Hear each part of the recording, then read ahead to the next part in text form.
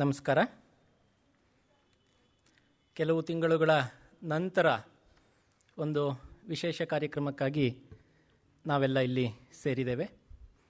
ಹಿಂದೆ ಇದೇ ವೇದಿಕೆಯಲ್ಲಿ ಕೆಲವು ಪ್ರಶಸ್ತಿ ವಿಜೇತ ಸಿನಿಮಾಗಳನ್ನು ನೋಡುವ ಅವಕಾಶ ನಮಗೆಲ್ಲರಿಗೂ ಲಭ್ಯ ಆಗಿತ್ತು, ನೋಡಿದ್ವಿ ಕೂಡ. ಅದಾದ ನಂತರ ಇದೀಗ ಒಂದು ವಿಶೇಷವಾದ ಸಾಕ್ಷ್ಯ ಚಿತ್ರದ ಪ್ರದರ್ಶನ ನೋಡೋದಕ್ಕೋಸ್ಕರ ನಾವೆಲ್ಲ ಸೇರಿದ್ದೀವಿ. ಉತ್ತರ ಕನ್ನಡ ಜಿಲ್ಲೆಯ ಒಂದು ನದಿ, ಆ ನದಿಯೇ ತನ್ನ ಕಥೆಯನ್ನು ಹೇಳಿಕೊಳ್ಳುವ ರೂಪದಲ್ಲಿ ಸಿದ್ಧವಾಗಿರತಕ್ಕಂಥ ಸಾಕ್ಷ್ಯಚಿತ್ರ ಇದು.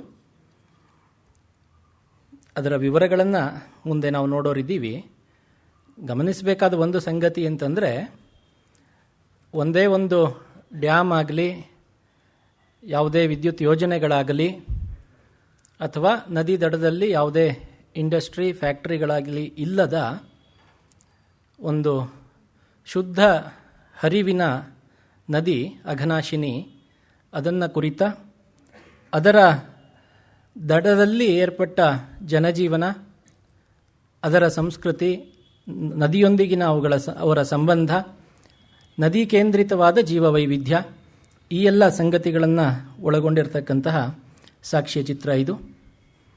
ಈ ಸಾಕ್ಷ್ಯಚಿತ್ರವನ್ನು ಕಲ್ಪಿಸಿಕೊಂಡು ಇಂಥದ್ದೊಂದನ್ನು ಮಾಡಬೇಕು ಅನ್ನುವ ಮೂಲ ಕಲ್ಪನೆಯಿಂದ ಹಿಡಿದು ಅದನ್ನು ಅಂತಿಮವಾಗಿ ಅದು ರೂಪ ಪಡೆದುಕೊಳ್ಳುವವರೆಗೆ ಇದನ್ನು ಸಿದ್ಧ ಮಾಡಿದಂಥವರು ಸ್ನೇಹಿತರಾದ ಅಶ್ವಿನಿ ಕುಮಾರ್ ಭಟ್ ಅವರು ಮತ್ತು ಅವರ ತಂಡ. ಅವರಿಗೆ ತಮ್ಮೆಲ್ಲರ ಪರವಾಗಿ, ಸಂಸ್ಥೆಯ ಪರವಾಗಿ ಹೃತ್ಪೂರ್ವಕ ಸ್ವಾಗತವನ್ನು ಕೋರ್ತೇನೆ. ಸುಮಾರು 42-43 ನಿಮಿಷಗಳ ಸಾಕ್ಷ್ಯಚಿತ್ರ. ಅದನ್ನು ನೋಡುವುದಕ್ಕೂ ಮುನ್ನ ಅದರ ಹಿನ್ನೆಲೆ ವಿವರಗಳನ್ನು ಅಶ್ವಿನಿ ಕುಮಾರ್ ಅವರೇ ನಮ್ಮ ಜೊತೆಗೆ ಹಂಚಿಕೊಳ್ಳಲಿಕ್ಕಿದ್ದಾರೆ. ಮೂಲತಃ ಸಿದ್ದಾಪುರ ತಾಲೂಕಿನವರು ಅಶ್ವಿನಿ ಕುಮಾರ್. ಓದಿದ್ದು ಪ್ರೌಢ ಮತ್ತು PU ಶಿಕ್ಷಣ ಉತ್ತರ ಕನ್ನಡ ಜಿಲ್ಲೆಯ ಯಲ್ಲಾಪುರದಲ್ಲಿ. ಅದಾದ ನಂತರ ನಮಗೆ ಸಮೀಪದಲ್ಲೇ ಇರತಕ್ಕಂತಹ BMS ಕಾಲೇಜಿನಲ್ಲಿ ಇಂಜಿನಿಯರಿಂಗ್ ಪದವಿ, ಸಾಫ್ಟ್ವೇರ್ ಇಂಜಿನಿಯರ್ ಆಗಿ ವೃತ್ತಿಗಿಂತ ಹೆಚ್ಚು ಪ್ರವೃತ್ತಿಯಲ್ಲೇ ತೊಡಗಿಕೊಳ್ಳುವ ಆಸಕ್ತಿ, ಮನಸ್ಸು. ಫೋಟೋಗ್ರಫಿಯಲ್ಲಿ ಆಸಕ್ತರಾಗಿರುವ ಹಲವರನ್ನು ಕಟ್ಟಿಕೊಂಡು ಊರೂರು ಅಲೆವ ಪ್ರವೃತ್ತಿ, ಅದರ ಭಾಗವಾಗಿಯೇ ನಡೆದದ್ದು ಈ ಒಂದು ಸಾಕ್ಷ್ಯಚಿತ್ರದ ನಿರ್ಮಾಣ. ಈಗಾಗಲೇ 1.5-2 ವರ್ಷಗಳ ಹಿಂದೆ ರಿಲೀಸ್ ಆದಂತಹ ಸಾಕ್ಷ್ಯಚಿತ್ರ ಇಲ್ಲಿಗೆ ಬರೋಕ್ಕೆ ಮುನ್ನವೇ ಈಗ ವಿಶ್ವವನ್ನು ಸುತ್ತಿ ಬಂದಿದೆ. ಜಗತ್ತಿನ ಅನೇಕ ದೇಶಗಳಲ್ಲಿ ಅದರ ಪ್ರದರ್ಶನ ನಡೆದಿದೆ. ಹಲವು ಅಂತಾರಾಷ್ಟ್ರೀಯ ಸಿನಿಮಾ ಉತ್ಸವಗಳಲ್ಲಿ ಪ್ರಶಸ್ತಿಗಳನ್ನು, ಪುರಸ್ಕಾರಗಳನ್ನು ಕೂಡ ಈ ಸಿನಿಮಾ ಸಾಕ್ಷ್ಯಚಿತ್ರ ಪಡೆದುಕೊಂಡಿದೆ.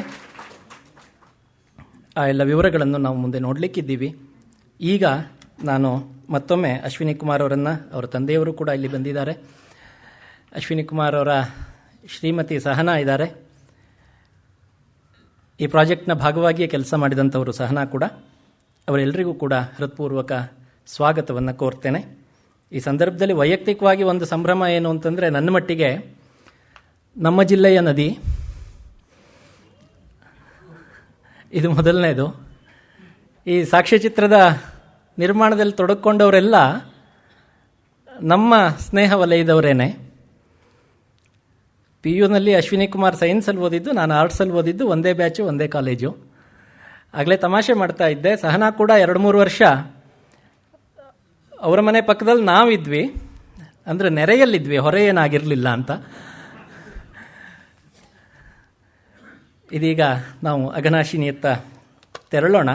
ಅದಕ್ಕೂ ಮುನ್ನ ಪ್ರಾಸಂಗಿಕವಾಗಿ ಅದರ ಹಿನ್ನೆಲೆಯನ್ನು ಕುರಿತು ಅಶ್ವಿನಿ ಕುಮಾರ್ ಮಾತನಾಡ್ತಾರೆ. ಅದಾದ ನಂತರ ನಾವೆಲ್ಲರೂ ಸಾಕ್ಷ್ಯಚಿತ್ರವನ್ನು ವೀಕ್ಷಿಸಲಿಕ್ಕಿದ್ದೇವೆ.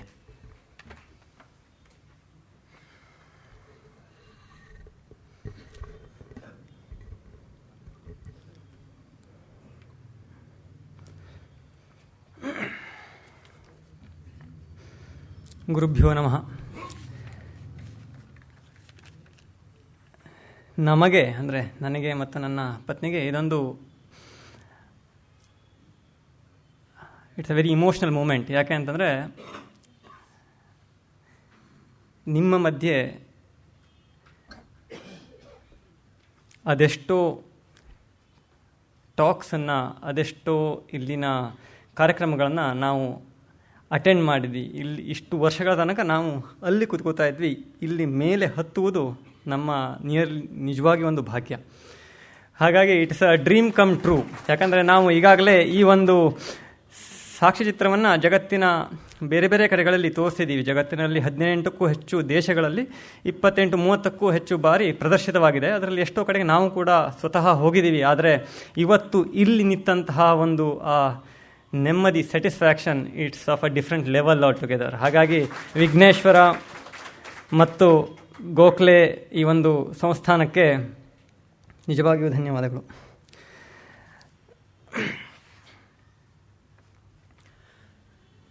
ವಿಷಯಕ್ಕೆ ಬಂದರೆ, ನಿಮಗೆಲ್ಲ ಗೊತ್ತು, ನದಿಗಳು ನಮ್ಮ ನಾಗರಿಕತೆಗಳ ತೊಟ್ಟಿಲು. It's a very cliched statement. ಎಲ್ಲರೂ ಅದನ್ನು ಹೇಳೋದೇನೆ, ಅದರೇನು ಹೊಸದೇನಲ್ಲ.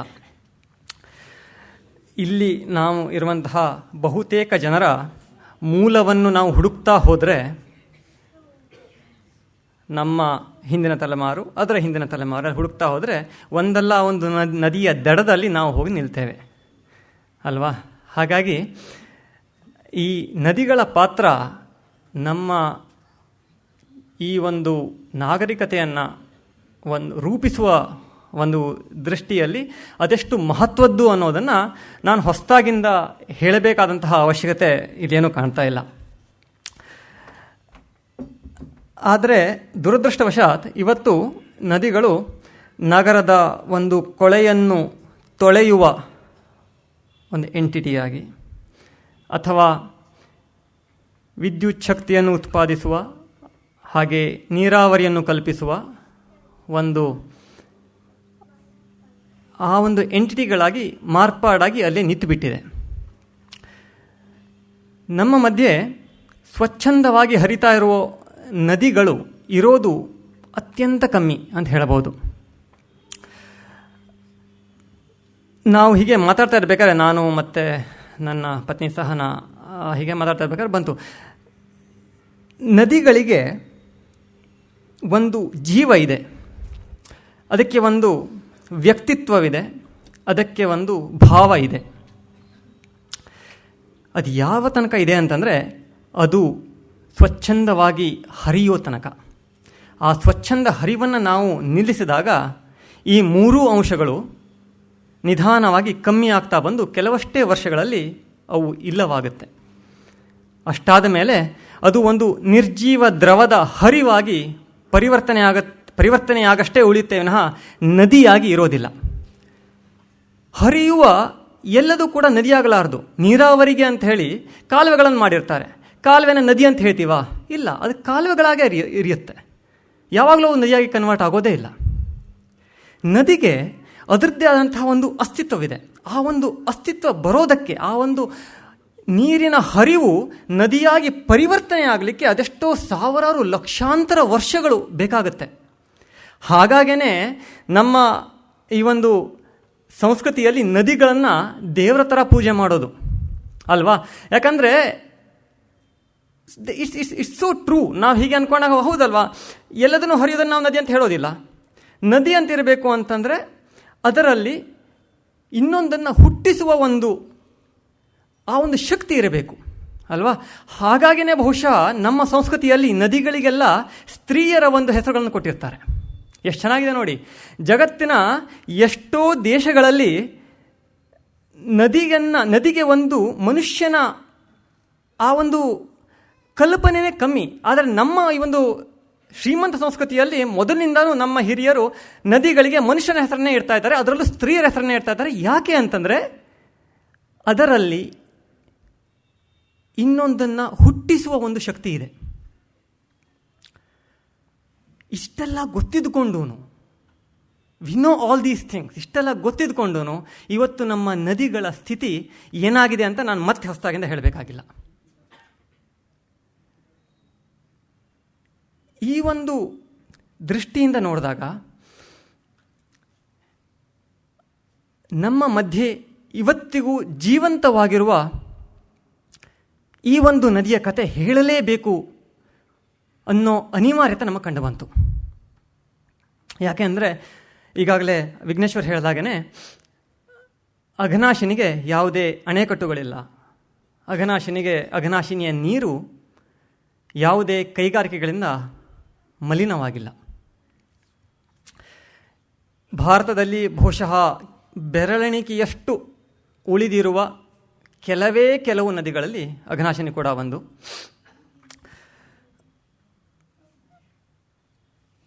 ಹಾಗಾಗಿ ಈ ಒಂದು ದೃಷ್ಟಿಯಿಂದ ಈ ಒಂದು ನದಿಯ ಕಥೆಯನ್ನು ಇನ್ನೂ ಹೆಚ್ಚಿಗೆ ಜನರಿಗೆ ಹೇಳಬೇಕು ಅನ್ನುವಂತಹ ಒಂದು ಯೋಚನೆಯನ್ನು ನಾವು 2015ರಲ್ಲಿ ಮಾಡಿಕೊಂಡ್ವಿ. 2015ರಿಂದ ಸುಮಾರು ಒಂದು 6ರಿಂದ 8 ತಿಂಗಳುಗಳ ಕಾಲ ಬೇರೆ ಬೇರೆ ಕಥೆಗಳನ್ನು ನಾವು ಕಲೆ ಹಾಕ್ಲಿಕ್ಕೆ ಶುರು ಮಾಡಿದ್ವಿ. ಆ ನದಿಯ ಗುಂಟ ಆಗುವಂತಹ ಬೇರೆ ಬೇರೆ ಕಥೆಗಳು. ಅದಕ್ಕಾಗಿ ಸುಮಾರಷ್ಟು ರಿಸೋರ್ಸ್ ಪರ್ಸನ್ಸನ್ನು ಹೋಗಿ ಭೇಟಿಯಾಗಿ ಅವ್ರ ಜೊತೆ ಚರ್ಚೆಗಳನ್ನು ಮಾಡಿ ಆ ಒಂದು ಕಥೆಗಳನ್ನು ಕಲೆ ಹಾಕಿ ಸುಮಾರು 2.5 ವರ್ಷಗಳ ಒಂದು ಕಾಲದಲ್ಲಿ ಮಾಡಿದಂತಹ ಒಂದು ಸಾಕ್ಷ್ಯಚಿತ್ರ ಅಘನಾಶಿನಿ.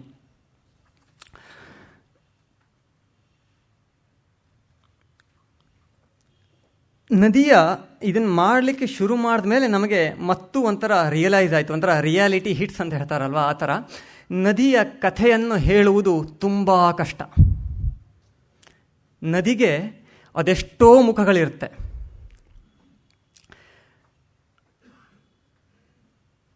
ಅದೇ ನದಿ ಬೇರೆ ಬೇರೆ ಜೀವ ಸಂಕುಲಗಳನ್ನು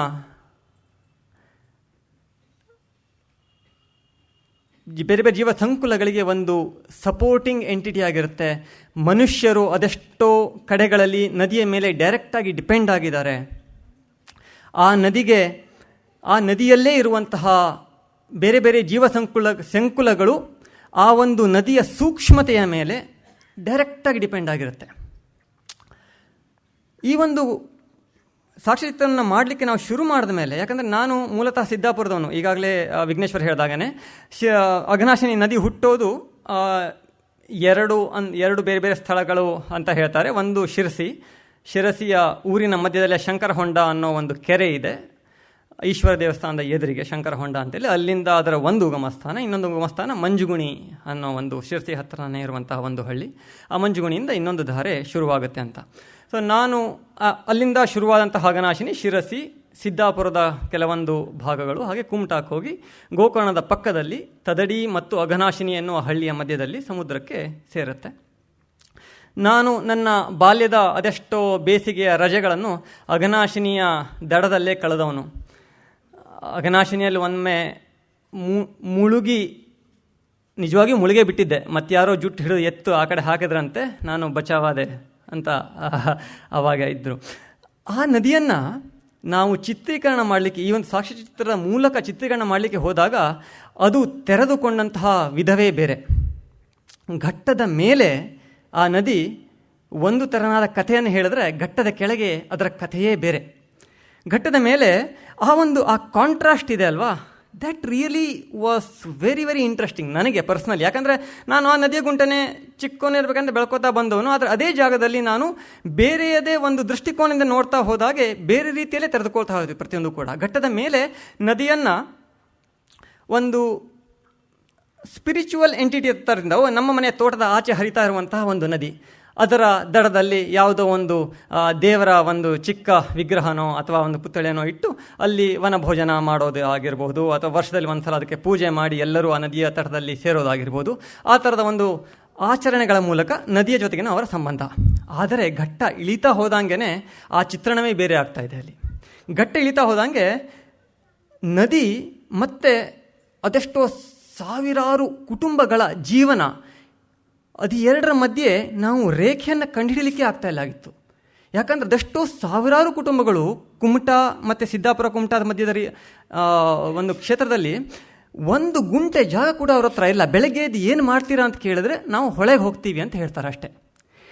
they are directly depending on the river.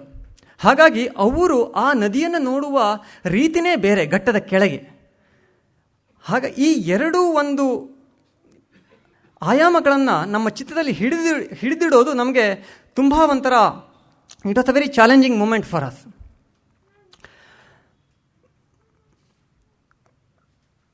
ಹಾಗಾಗಿ ನಾವು ಏನು ಮಾಡಿದ್ವಿ ಅಂತಂದರೆ, ಮೊದಲೇ ಹೇಳಿದಾಗನೇ ನದಿಯ ಒಂದು ಕಥೆಯನ್ನು ಹೇಳುವುದು ಎಷ್ಟು ಕಠಿಣ ಅಂತ ನಮ್ಗೆ ಆವಾಗ ಗೊತ್ತಾಗ್ತಾ ಹೋಯಿತು. ಹಾಗಾಗಿ ಯಾವ ಥರದಿಂದ ಹೇಳಬೇಕಪ್ಪ, ಅಲ್ಲಿ ತನಕ ನಾವು ಸುಮಾರಷ್ಟು ಮೊದಲೇ ಹೇಳಿದಾಗನೇ 6 ರಿಂದ 8 ತಿಂಗಳುಗಳ ಒಂದು ಕಾಲದಲ್ಲಿ ಬೇರೆ ಬೇರೆ ಕಥೆಗಳನ್ನು ನಾವು ಹೊಂದಿಸ್ಕೊಂಡಿದ್ವಿ. ಒಂದು 25 ಕಥೆಗಳ ಒಂದು ಬೇರೆ ಬೇರೆ ಕಥೆಗಳು ತಯಾರಾಗಿದ್ದು ಯಾವುದನ್ನು ಮಾಡಬಹುದು ಅಂತ ಹೇಳ್ಕೊಂಡು. ಆದರೆ ಆ ಎಲ್ಲ ಕಥೆಗಳು ಬೇರೆ ಬೇರೆ ಒಂದು ಜಾನ್ರ ಅಂತೇನು ಹೇಳ್ತೀವಲ್ಲ, ಬೇರೆ ಬೇರೆ ವಿಭಾಗದಲ್ಲಿ ಇರುವಂಥವು. ಕೆಲವು ಮನುಷ್ಯ ಅಲ್ಲಿನ ಕುಟುಂಬ ಹೇಗೆ ನದಿಯ ಮೇಲೆ ಡೈರೆಕ್ಟಾಗಿ ಡಿಪೆಂಡ್ ಆಗಿದೆ ಅಂತ ಹೇಳೋದು,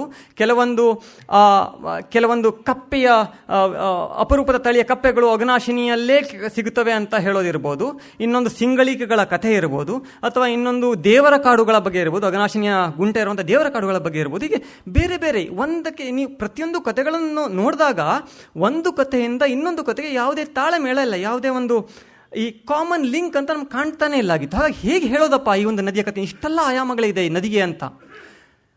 ಒಂದಿನ ರಾತ್ರಿ ಹೀಗೆ ಏನೋ ತಲೆ ಬಿಸಿ ಮಾಡ್ಕೊಂಡಿದ್ದಾಗ ಸಡನ್ನಾಗಿ ಹೊಳಿತು, ಅಲ್ಲ ಎಷ್ಟು ಮೂರ್ಖ ನಾನು, ಇದು ಎಲ್ಲ ಕಥೆಗಳಿಗೆ ಸಾಮಾನ್ಯವಾಗಿರೋದು ಅಂದರೆ ನದಿನೇ ಅಲ್ವಾ? ಹಾಗಾಗಿ ನದಿನೇ ತನ್ನ ಕಥೆಯನ್ನು ತಾನೇ ಯಾಕೆ ಹೇಳಬಾರ್ದು? ಆವಾಗ ಈ ಪ್ರತಿಯೊಂದು ಕಥೆಯೂ ಕೂಡ they started falling into place. ಇದು ನನ್ನ ಭೂಮಿ, ಇವೆಲ್ಲ ನನ್ನ ಮಕ್ಕಳು, ಇದು ನನ್ನ ಕಥೆ, ನಾನು ಅಘನಾಶಿನಿ. ಆ ಒಂದು ಸಾಲುಗಳು ಬಂದಿದ್ದ ಆವಾಗ. ನಮಗೆ ಭಾರತೀಯರಿಗೆ we are a very emotional people.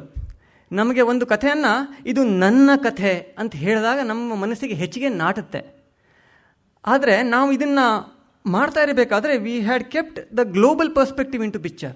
ಇದನ್ನು ನಮ್ಮ ದೇಶಕ್ಕೆ ಅಥವಾ ನಮ್ಮ ಜನರಿಗೆ ಮಾತ್ರ ಸೀಮಿತಗೊಳಿಸದೆ ಒಂದು ಜಾಗತಿಕ ಮಟ್ಟದಲ್ಲಿ ಇದು ಒಂದು ಪರಿಚಯ ಮಾಡುವಂತಹ ಒಂದು ಚಿತ್ರ ಆಗಬೇಕು ಅನ್ನೋದು ನಮ್ಮ ಒಂದು ವಿಷನ್ ಆಗಿತ್ತು. ಹಾಗಾಗಿ ವಾಟ್ ವಿ ವರ್ ವೆರಿ ಅಪ್ರಹೆನ್ಸಿವ್, ನಮಗೆ ಸಂಶಯ ಎಲ್ಲಿತ್ತಪ್ಪ ಅಂತಂದರೆ, ಈ ಚಿತ್ರವನ್ನು ಅಮೇರಿಕಾದಲ್ಲೋ ಯುರೋಪ್ನಲ್ಲೋ ನೋಡಿದಾಗ ಅವರಿಗೆ ಹೇಗೆ ತಲುಪುತ್ತೆ ಅದು ಅಂತ ಗೊತ್ತಿಲ್ಲ ಆಗಿತ್ತು. ಅವರಿಗೆ ತುಂಬ ಡ್ರಾಮಟೈಸ್ ಮಾಡಿದಾಗ ಅನಿಸ್ಬಿಡುತ್ತೋ ಅಂತ ಹೇಳ್ಕೊಂಡು. ಯಾಕಂದರೆ ನಾವು what we are striving for, ನಾವು ಏನು ಮಾಡಲೇಬೇಕು ಅಂತ ಅನ್ಕೋತಾ ಇದ್ದೀವಿ ಅಂತಂದರೆ, ಆ್ಯನ್ ಆಸ್ಥೆಟಿಕ್ ಸ್ಟೋರಿ ಟೆಲ್ಲಿಂಗನ್ನು and a very gripping visuals and a very gripping narrative, ಇದು ಮೂರನ್ನು ಕೂಡಿಸ್ಕೊಂಡು it should be a holistic angle ಅಂತ ನಮ್ಮದು ಒಂದು ಯೋಚನೆ ಆಗಿತ್ತು.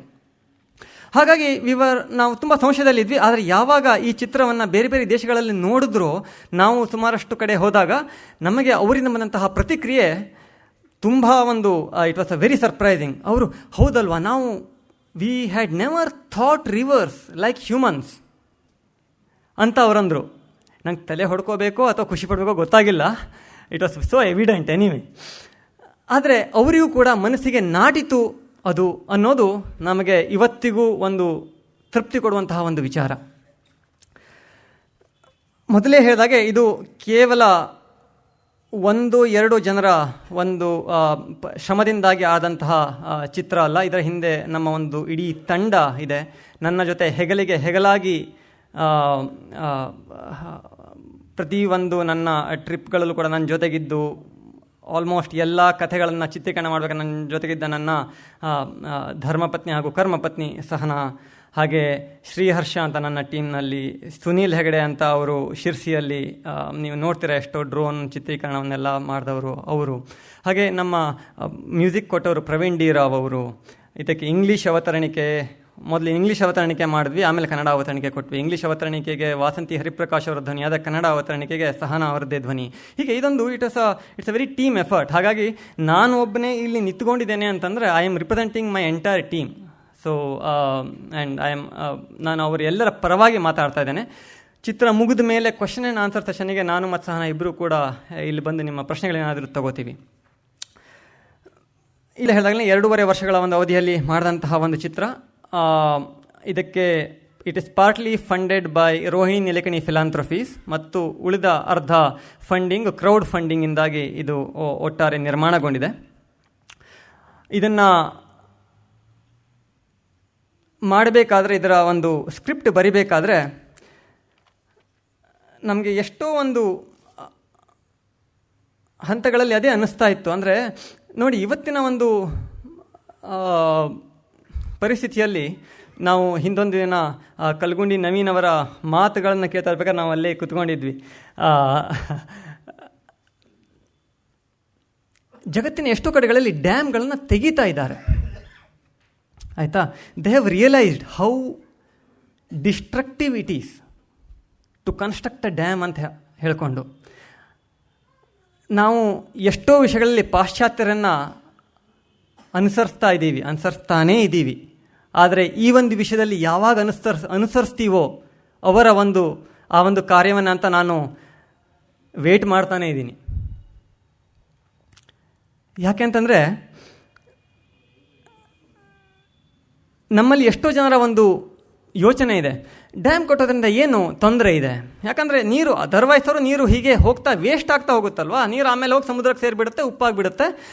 Y to waste the water? ಅದಕ್ಕಿಂತ ಒಂದು ಡ್ಯಾಮ್ ಕಟ್ಕೊಂಡು ಇದನ್ನು ಕೃಷಿಗೆ ಬಳಸಿಯೋ ಅಥವಾ ವಿದ್ಯುತ್ ಶಕ್ತಿಗೆ ಬಳಸಿ ಏನಾಗುತ್ತೆ, ಮತ್ತು ಆ ನೀರನ್ನು ವಾಪಸ್ ನಾವು ನದಿ ಹರಿವಿಗೆ ಮುಂದೆ ತೊಗೊಂಡೋಗಿ ಬಿಡ್ತಾ ಇದ್ದೀವಿ. ನಾವು ನೀರನ್ನೇನು ವ್ಯಯ ಮಾಡ್ದಂಗೆ ಆಗ್ತಾ ಇಲ್ವಲ್ಲ. ಸೊ ಡ್ಯಾಮ್ ಕಟ್ಟೋದ್ರಿಂದ ಏನೂ ತೊಂದರೆ ಇಲ್ಲ ಅನ್ನೋದು ಎಷ್ಟೋ ಜನರ ಒಂದು ವಿಚಾರ ಹಾಗೂ ವಾದ.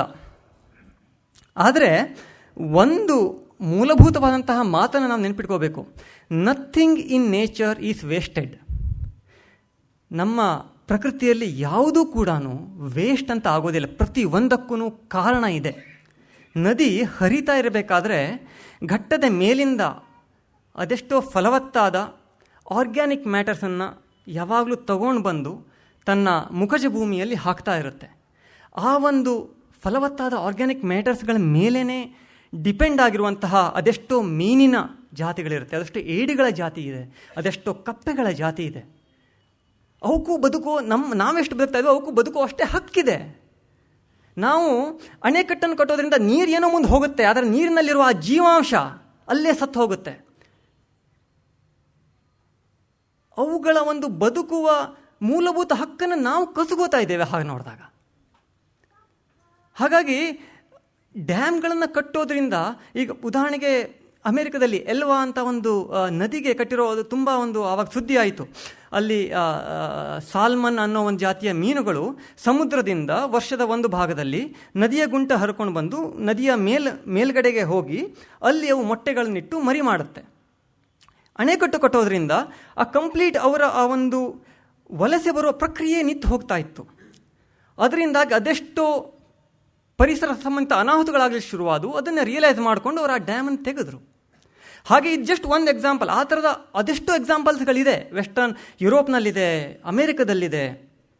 ಆದರೆ ನಮಗೆ ಬಹುಶಃ ಅದೆಲ್ಲ ಅದ್ಯಾವುದು ಕಾಣ್ತಾನೇ ಇಲ್ಲ. ನಮಗೆ ಕೇವಲ ಅವರ ಒಂದು ಆಡಂಬರದ ಜೀವನ, ಆ ಒಂದು ಲೋಭ ಮೋಹಗಳೇ ಕಾಣ್ತಾ ಇವೆ ಹೊರತು ಇಂತಹ ಒಂದು ವಿಷಯದಲ್ಲಿ ನಾವು ಜಾಣ ಕುರುಡರಾಗಿ ವರ್ತಿಸ್ತಾ ಇದ್ದೇವೆ. ನಮಗಿವತ್ತು ಅದೇ ನಾವು ಮಾತಾಡ್ಕೋತಾ ಇರ್ತೀವಿ, ನಮಗಿವತ್ತು ಲೇಟೆಸ್ಟ್ ವರ್ಷನಿನ ಮೊಬೈಲ್ ಫೋನ್ಗಳು ಬೇಕು, ಲೇಟೆಸ್ಟ್ ವರ್ಷನಿನ ಟಿ ವಿಗಳು ಬೇಕು, ಲೇಟೆಸ್ಟ್ ಫ್ರಿಜ್ಗಳು ಬೇಕು, ಇದೆಲ್ಲ ಲೇಟೆಸ್ಟ್ ಆಗಬೇಕು. ಆದರೆ ಅದಕ್ಕೆಲ್ಲ ಪವರ್ ಕೊಡೋ ಇಲೆಕ್ಟ್ರಿಸಿಟಿಗೆ ನಾವು 19ನೇ ಶತಮಾನದ ಅಣೆಕಟ್ಟುಗಳ ಮೇಲೆ ಇವತ್ತಿಗೂ ಡಿಪೆಂಡ್ ಹಾಕ್ಕೊಂಡಿದ್ದೀವಿ. ಏನು ದುರ್ದೈವ ನೋಡಿ ನಮ್ಮದು.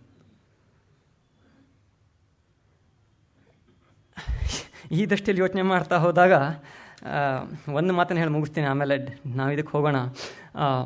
ಇದರ ಇಂಗ್ಲೀಷ್ ಅವತರಣಿಕೆಯನ್ನು ಸ್ಕ್ರಿಪ್ಟನ್ನು ಬರಿಬೇಕಾದ್ರೆ ನಾನು ಮತ್ತು ನದಿ ಮಾತನಾಡ್ಕೋತಾ ಒಂದು ಇರೋ ಥರದ ಒಂದು ಸನ್ನಿವೇಶನ ಯೋಚನೆ ಮಾಡ್ತಾ ಇರಬೇಕಾದ್ರೆ ಇದು ಸಡನ್ನಾಗಿ ಬಂತು. ಅಲ್ಲಿ ಅಘನಾಶಿನಿ ಹೇಳ್ತಾಳೆ ನಮಗೆಲ್ಲರಿಗೂ, you humans and we rivers have one thing in common, we both need water to survive. How fair it is to make this similarity a mutually exclusive relationship. For you to survive, do I have to die? If I die, will you survive? ಈ ಒಂದು ಚಿತ್ರ, ಈ ಒಂದು ಪ್ರಶ್ನೆಯ ಉತ್ತರವನ್ನು ಹುಡುಕುವುದರತ್ತ ಒಂದು ಸಣ್ಣ ಪ್ರಯತ್ನ ಅಷ್ಟೇ. ನಾವೆಲ್ಲರೂ ನೋಡೋಣ ಅಘನಾಶಿನಿಯನ್ನು.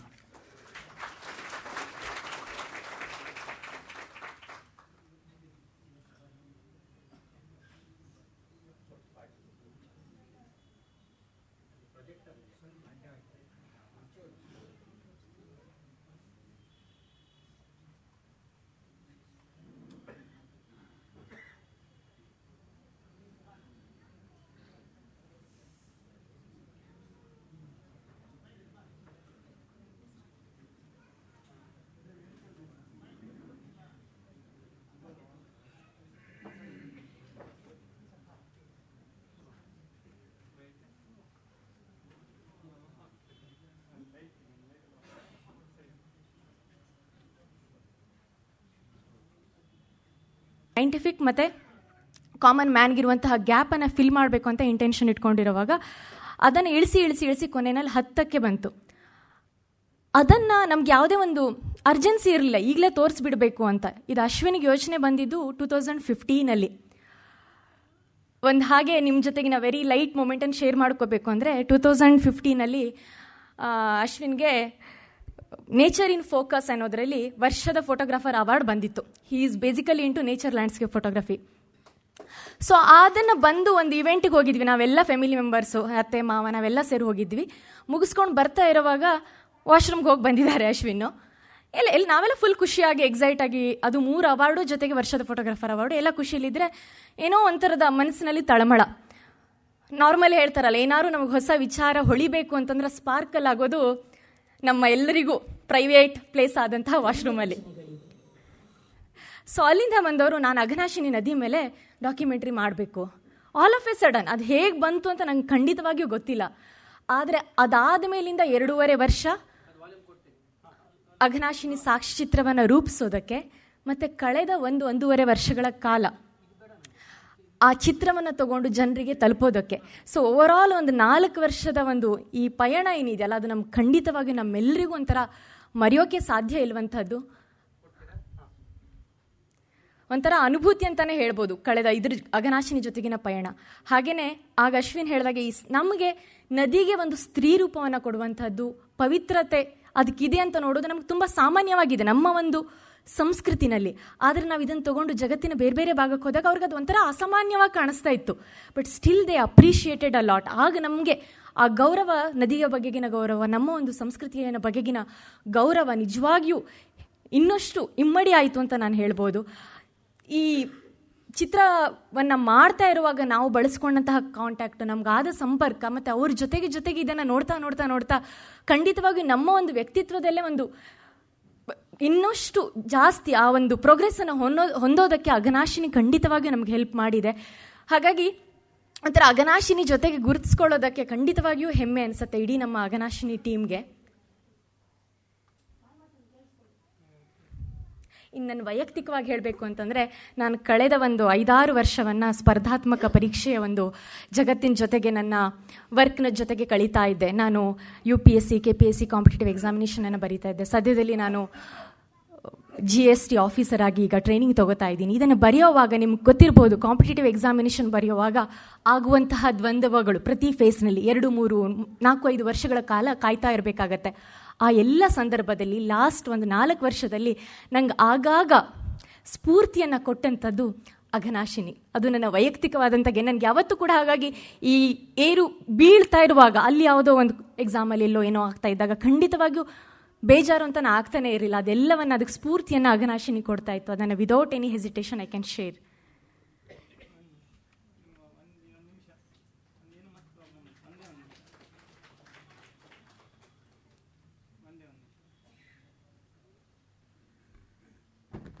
ಇಲ್ಲಿ ಕೆಲವೊಂದು ನಾವು ಯಾರೂ ನೋಡದೇ ಇರೋ ಒಂದೆರಡು ದೃಶ್ಯಾವಳಿಯನ್ನು ನಾವಿಲ್ಲಿ ಹಾಕಿದ್ದೀವಿ.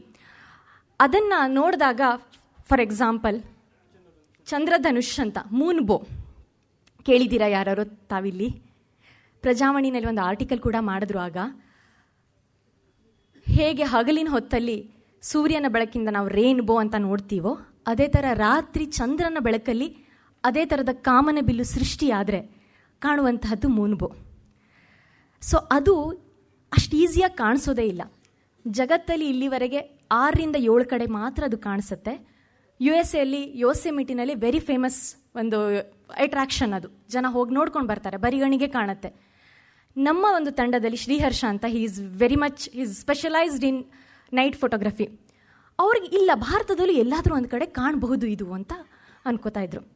ಹುಡುಕಿ ಕಂಡ್ರೆ ಅದಕ್ಕೆ ಹೇಗೆ ಅಂತಂದರೆ, ಮೂನ್ ಲೈಟ್ ಅಂದರೆ ಚಂದ್ರನ ಬೆಳಕು ಬೀಳೋ ಒಂದು ಡೈರೆಕ್ಷನ್ ಆ್ಯಂಡ್ ವಾಟರ್ ಫಾಲ್ಸ್ ಅವೆರಡು ಅಪೋಸಿಟ್ ಆಗಿರಬೇಕು, ಒಂದು ಎಕ್ಸಾಕ್ಟ್ ಆ್ಯಂಗಲ್ ಇರಬೇಕು. ಹಾಗಾದಾಗ ಮಾತ್ರ ಸಾಧ್ಯ ಅಂತ ಹುಡುಕಿ ಕೊನೆಯಲ್ಲಿ ಹೇಳಿದ್ರು, ಅದಾದರೆ ಉಂಚಳಿ ಜಲಪಾತದ ಹತ್ರ ಮಾತ್ರ ಆಗಬೇಕು.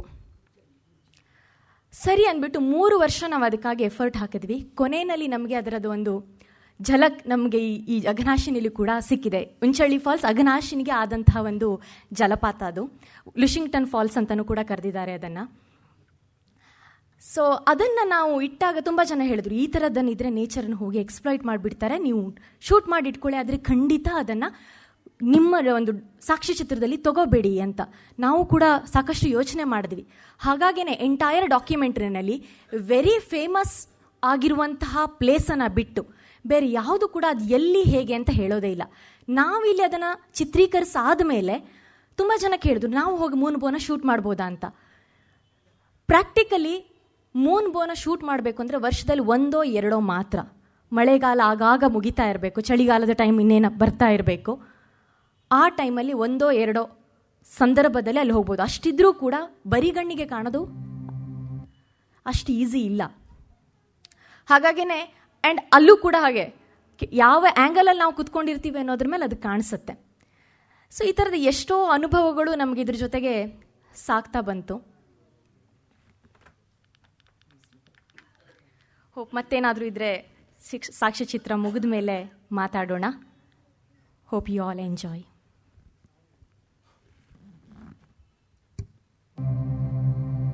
ಜೀವ ಸೃಷ್ಟಿ ಪ್ರಕೃತಿ ಮಾತೆಯ ಅನನ್ಯ ಕೊಡುಗೆ. ಇಂತಹ ಸೃಷ್ಟಿಗೆ ಸದಾ ಚೇತೋಹಾರಿ ಚಿಲುಮೆಯಾಗಬಲ್ಲ ಒಂದೇ ಒಂದು ಅಂಶವಿದ್ದರೆ ಅದು ಜೀವಜಲ.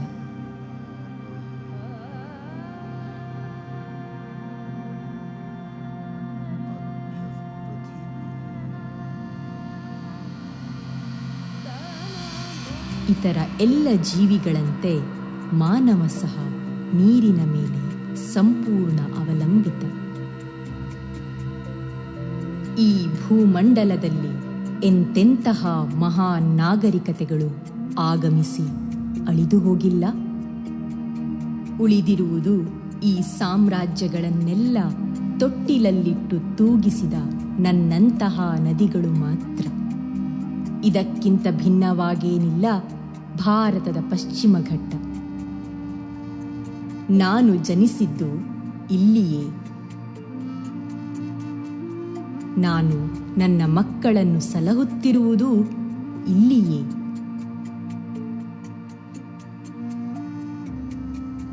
ಇದು ನನ್ನ ನೆಲ.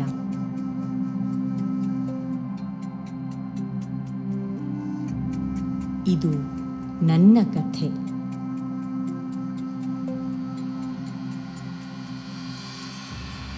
ನಾನು ಅಘನಾಶಿನಿ.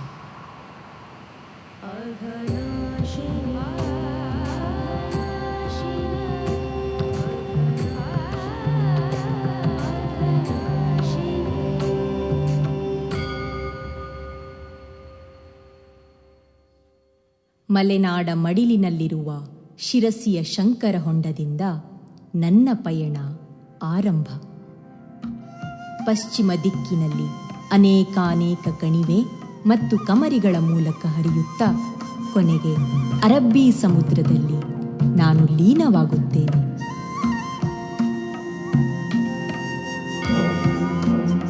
ಶ್ರೀ ಕ್ಷೇತ್ರ ಮಂಜಗುಣಿಯನ್ನು ನನ್ನ ಇನ್ನೊಂದು ಜನ್ಮಸ್ಥಳ ಎಂದೇ ನಂಬಲಾಗಿದೆ. ಕೌತುಕಮಯ ನನ್ನೀ ಪಯಣದಲ್ಲಿ ಅದೆಷ್ಟೋ ವಿಶಿಷ್ಟ ಮತ್ತು ಸುಂದರ ಕಥೆಗಳನ್ನು ರಚಿಸಿದ್ದೇನೆ. ಮಾನವ ಸಂಕಷ್ಟಗಳ ಬಗೆಗೆ, ನೈಸರ್ಗಿಕ ಅದ್ಭುತಗಳ ಬಗೆಗೆ. ಕೆಲವು ನೀವು ಕೇಳಿಲ್ಲ, ಮತ್ತೆ ಕೆಲವನ್ನು ಕಂಡೇ ಇಲ್ಲ. ನನ್ನ ಸಹೋದರಿಯರಾದ ಕಾಳಿ, ಶರಾವತಿ ಮತ್ತು ಗಂಗಾವಳಿಯೊಂದಿಗೆ ಹೋಲಿಸಿಕೊಂಡಾಗ ನಾನೆಷ್ಟು ಅದೃಷ್ಟಶಾಲಿ ಎನಿಸುತ್ತದೆ. ಅವು ತಮ್ಮ ನೈಸರ್ಗಿಕ ಹರಿವಿನಿಂದ ವಂಚಿತವಾಗಿವೆ, ಅಲ್ಲದೆ ಕಲುಷಿತವೂ ಆಗಿವೆ. ನನ್ನದು ಇನ್ನೂ ಅದೇ ನೈಸರ್ಗಿಕ ಹರಿವು. ನನ್ನೊಡಲ ನೀರು ಸದಾ ಶುದ್ಧ. ಶತಶತಮಾನದಿಂದ ಈ ನೆಲವನ್ನು ನಾನು ಹಸಿರಾಗಿಸಿದ್ದೇನೆ. ಪ್ರಾಚೀನ ಕಾಡುಗಳ ಕೊನೆಯ ಕೊಂಡಿಯಂತಿರುವ ಅರಣ್ಯಗಳನ್ನು ಸಲಹುತ್ತಿದ್ದೇನೆ. ಕಣ್ಣಿಗೆ ತಂಪನ್ನೀವ ನಿತ್ಯ ಹರಿದ್ವರ್ಣದ ಕಾಡುಗಳಲ್ಲಿ ಡೈನೋಸಾರ್ಸ್ ಕಾಲದಿಂದಲೂ ಬದುಕುಳಿದಿರುವ ಅತ್ಯಂತ ಹಳೆಯ ಅರಣ್ಯ ರಚನೆಗಳಿವು. ಇವೇ ರಾಮಪತ್ರೆ ಜಡ್ಡಿ. ಮಿರಿಸ್ಟಿಕಾ ಕುಟುಂಬದ ಮರಗಳಿಂದಲೇ ತುಂಬಿರುವ ಜೌಗು ಪರಿಸರ ವ್ಯವಸ್ಥೆ ಸಸ್ಯ ಸಾಮ್ರಾಜ್ಯದಲ್ಲಿ ಇನ್ನೆಲ್ಲೂ ಕಾಣಿಸದಷ್ಟು ವಿಶಿಷ್ಟ ಆಕಾರದಲ್ಲಿ ಪಸರಿಸಿವೆ. ಮಡಚಿದ ಮೊಣಕಾಲಿನಂತೆ, ಕನ್ನಡದ ಒಂದಂಕಿಯಂತೆ ಬೇರುಗಳು ಮೇಲೆದ್ದು ಮತ್ತೆ ನೆಲಕ್ಕಿಳಿದಿವೆ. ಈ ಜೌಗು ಪ್ರದೇಶದಲ್ಲಿ ಜೀವ ವೈವಿಧ್ಯ ಸಂಪದ್ಭರಿತವಾಗಿದೆ. ಕೆಲವಂತೂ ಇನ್ನೆಲ್ಲೂ ಕಾಣಸಿಗದು. ಜೌಗು ಪರಿಸರ ನೈಸರ್ಗಿಕ ಸ್ಪಂಜಿನಂತೆ ಕಾರ್ಯನಿರ್ವಹಿಸುತ್ತದೆ. ಮಳೆಗಾಲದಲ್ಲಿ ಹೀರಿಕೊಂಡ ನೀರನ್ನು ಬೇಸಿಗೆ ಬಂದಾಗ ನಿಧಾನವಾಗಿ ಬಿಡುಗಡೆ ಮಾಡುತ್ತದೆ. ಹಿಂದೆಲ್ಲ ಅನೇಕ ಕಡೆ ಕಾಣುತ್ತಿದ್ದ ಇಂತಹ ಜೌಗುಗಳನ್ನು ಇಂದು ಹುಡುಕಾಡಬೇಕಾದ ಪರಿಸ್ಥಿತಿ ಬಂದಿದೆ. ಇವು ನಶಿಸುತ್ತಿರುವುದನ್ನು ಮತ್ತು ಇಲ್ಲಿನ ನೀರು ಬೇರೆಡೆಗೆ ಬಳಕೆಯಾಗುತ್ತಿರುವುದನ್ನು ವಿಧಿಯಿಲ್ಲದೆ ನೋಡುವ ನಿಸ್ಸಹಾಯಕ ಸ್ಥಿತಿ ನನ್ನದು. ಈ ಪರಿಸರ ವ್ಯವಸ್ಥೆಯ ಕೇಂದ್ರವೇ ನೀರು. ಇದೇ ನೀರು ನನ್ನಯ ಉಸಿರು ಸಹ, ನನ್ನಯ ಹರಿವು ಸಹ. ಸಾವಿರಾರು ವರ್ಷಗಳಿಂದ ನನ್ನೆಷ್ಟೋ ಕಾಡುಗಳನ್ನು ಅಭಿವೃದ್ಧಿಯ ನೆಪದಲ್ಲಿ, ಆರ್ಥಿಕತೆಯ ಹೆಸರಿನಲ್ಲಿ ಕಳೆದುಕೊಂಡಿದ್ದೇನೆ. ಆದರೆ ಎಲ್ಲವೂ ಕಳೆದು ಹೋಗಿಲ್ಲ. ಪ್ರಾಚೀನ ಕಾಡಿನ ಕೆಲ ಭಾಗವನ್ನು ಹಾಗೆಯೇ ಜತನದಿಂದ ಕಾಪಾಡಿಕೊಳ್ಳಲು ಜನರು ದೇವರ ಮೇಲಿಟ್ಟ ನಂಬಿಕೆ ನನ್ನ ನೆರವಿಗೆ ಬಂದಿದೆ. ಇಲ್ಲಿ ಸ್ಥಳೀಯ ದೇವರುಗಳ ಸುತ್ತ ಬಹು ಆಕರ್ಷಕ ಸ್ಥಳ ಪುರಾಣಗಳು ಹುಟ್ಟಿಕೊಂಡಿವೆ. ಚೌಡಿ, ಬೀರ್ಲಾ, ಹುಲಿಯಪ್ಪ, ಜಟಕಪ್ಪಗಳೇ ಈ ಕಾಡನ್ನು ಕಾಪಾಡುತ್ತಿವೆ. ಇವೇ ದೇವರ ಕಾಡುಗಳು. ಇವು ಸಸ್ಯ ಸಂಕುಲದ ಅಭಯಾಶ್ರಯ. ಇಲ್ಲಿರುವ ಮಣ್ಣಿನ ಮಡಕೆಗಳು ಸಿಂಧೂ ಕಣಿವೆ ನಾಗರಿಕತೆಯ ಮಡಕೆ ಕುಡಿಕೆಗಳನ್ನು ಹೋಲುತ್ತವೆ. ಜೊತೆಗೆ ಇಲ್ಲಿ ಸಹಜವಾಗಿ ಬೆಳೆಯುತ್ತಿದ್ದ ಕಾಳುಮೆಣಸು ಮತ್ತು ಇತರೆ ಮಸಾಲೆ ಬೆಳೆಗಳು ಪುರಾತನ ರೋಮ್ ನಾಗರಿಕತೆಗೂ ಕೊಂಡಿಯಾಗಿದ್ದವು.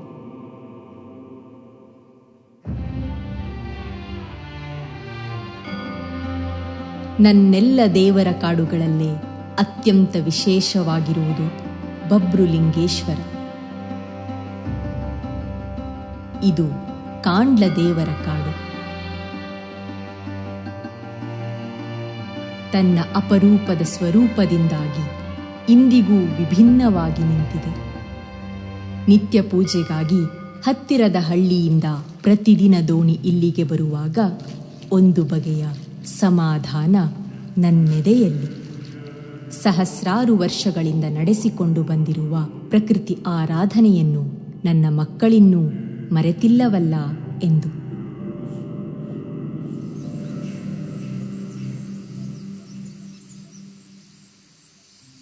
ಭತ್ತದ ಗದ್ದೆ ಮತ್ತು ದಟ್ಟ ಕಾನನದ ನಡುವಿನ ಶಾಂತ ಹೊಳೆಯಲ್ಲೊಂದು ಅಪೂರ್ವ ಸೊಬಗಿದೆ. ಕೆಲವೇ ಜನರಿಗೆ ತಿಳಿದಿರುವ, ನಿಬ್ಬೆರಗು ಮೂಡಿಸುವ ಈ ಜಾಗವೇ ಗುಳ್ಳೆಗುಂಡಿ. ಈ ಗುಳ್ಳೆಗಳ ಮೂಲವೇನು ಎಂಬುದು ಅಷ್ಟೇ ಕುತೂಹಲಭರಿತ ಸಂಗತಿ. ನಿರಂತರ ಹೊರಬರುವ ಗುಳ್ಳೆಗಳಿಂದ ಇಲ್ಲಿನ ಜಲಚರಗಳಿಗೆ ಏನೂ ತೊಂದರೆ ಇಲ್ಲ. ಗುಳ್ಳೆಗುಂಡಿಯಂತಹ ಅಂದ ಚಂದದ ಹೊಳೆತೊರೆಗಳಿಂದಲೇ ನಾನು ಮೈದುಂಬಿಕೊಳ್ಳುತ್ತೇನೆ. ಅವೇ ನನ್ನ ನರಮಂಡಲ. ಚಳಿಗಾಲದ ಕೊನೆಗೆ ಅಲ್ಲಲ್ಲಿ ನನ್ನ ತಟದಲ್ಲಿ ನನ್ನ ಮಕ್ಕಳು ಹೊಳೆಯೂಟಕ್ಕಾಗಿ ಒಂದುಗೂಡುತ್ತಾರೆ.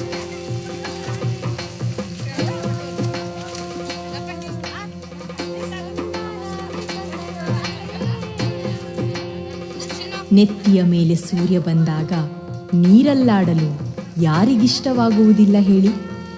ಅವರ ಹೊಳೆಯೂಟ ಹೊಳೆಯಾಟ ಮಧುರ ಬಾಂಧವ್ಯದ ಬೆಸುಗೆಯಾಗಿ ಭಾಸವಾಗುತ್ತದೆ. ಅವರ ಮನದಲ್ಲಿ ನನಗೊಂದು ಸ್ಥಾನವಿದೆ ಎಂಬ ಭರವಸೆ ಪಡೆಯಲು ನನಗಿಷ್ಟು ಸಾಕು. ನನ್ನನ್ನು ಮರೆತಿಲ್ಲವಲ್ಲ ಎಂಬುದು ನನಗೂ ಸಮಾಧಾನ, ಅಷ್ಟೇ ಸಂತಸ. ಅಲ್ಲ, ನನ್ನನ್ನು ಹೇಗೆ ಮರೆಯಲು ಸಾಧ್ಯ? ಅವರ ಅಸ್ತಿತ್ವವೇ ನನ್ನ ಮೇಲೆ ಅವಲಂಬಿತವಾಗಿರುವಾಗ.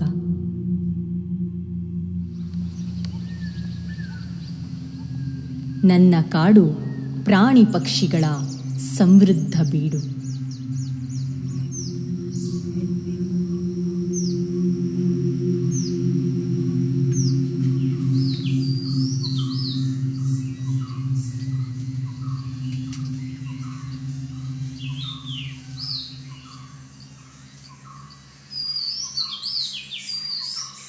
ಹಾಗೆಯೇ ಇಲ್ಲಿ ಒಂದು ಜೀವಿ ಪ್ರಪಂಚಕ್ಕೆ ಪಶ್ಚಿಮ ಘಟ್ಟದ ನನ್ನೀ ಕಾಡು ಜಗತ್ತಿನ ಉತ್ತರದ ಗಡಿಯಾಗಿದೆ.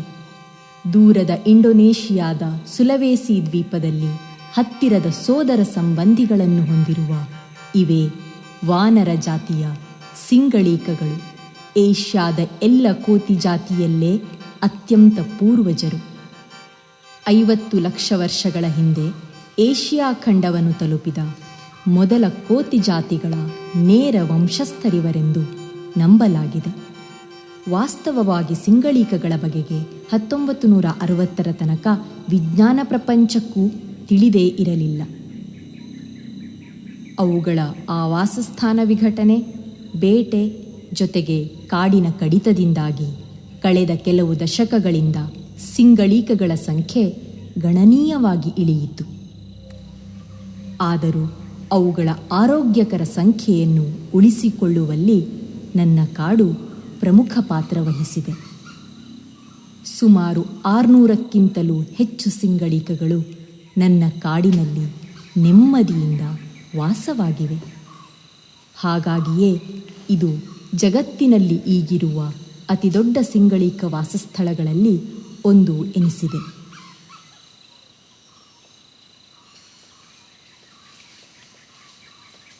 ಮರದ ರೆಂಬೆ ಕೊಂಬೆಗಳೇ ಸಿಂಗಳೀಕಗಳ ಚಟುವಟಿಕೆಯ ತಾಣ.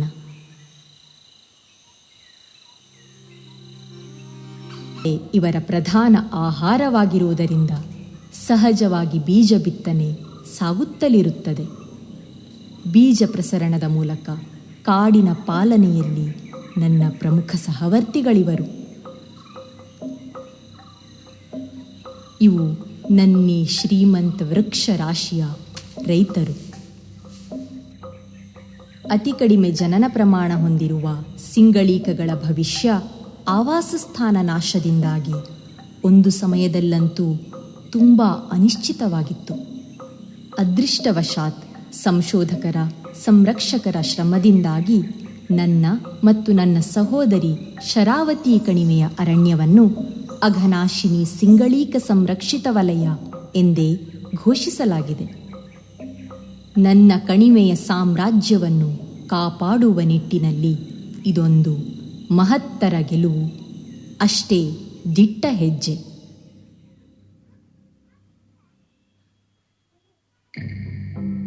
ಕಡು ಬೇಸಿಗೆ ನಾನು ಕ್ಷೀಣಿಸುವ ಸಮಯ. ನೀರಿನ ತೀರಾ ಅಭಾವ. ನಾನು ಸಮುದ್ರವನ್ನು ತಲುಪುವುದು ಕಷ್ಟವೇ. ಹರಿವು ಕಡಿಮೆಯಾಗಿ ನನ್ನೊಳಗಿನ ಬಂಡೆಗಳು ಸೂರ್ಯನಿಗೆ ತೆರೆದುಕೊಳ್ಳುತ್ತವೆ. ನಾವು ನದಿಗಳು ಋತುಗಳ ಮೂಲಕವೇ ಉಸಿರಾಡುವುದು.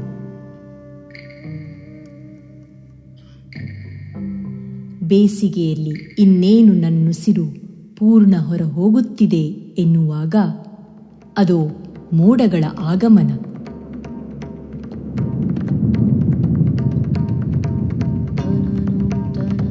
ಇದು ಮುಂಗಾರಿನ ಸಮಯ.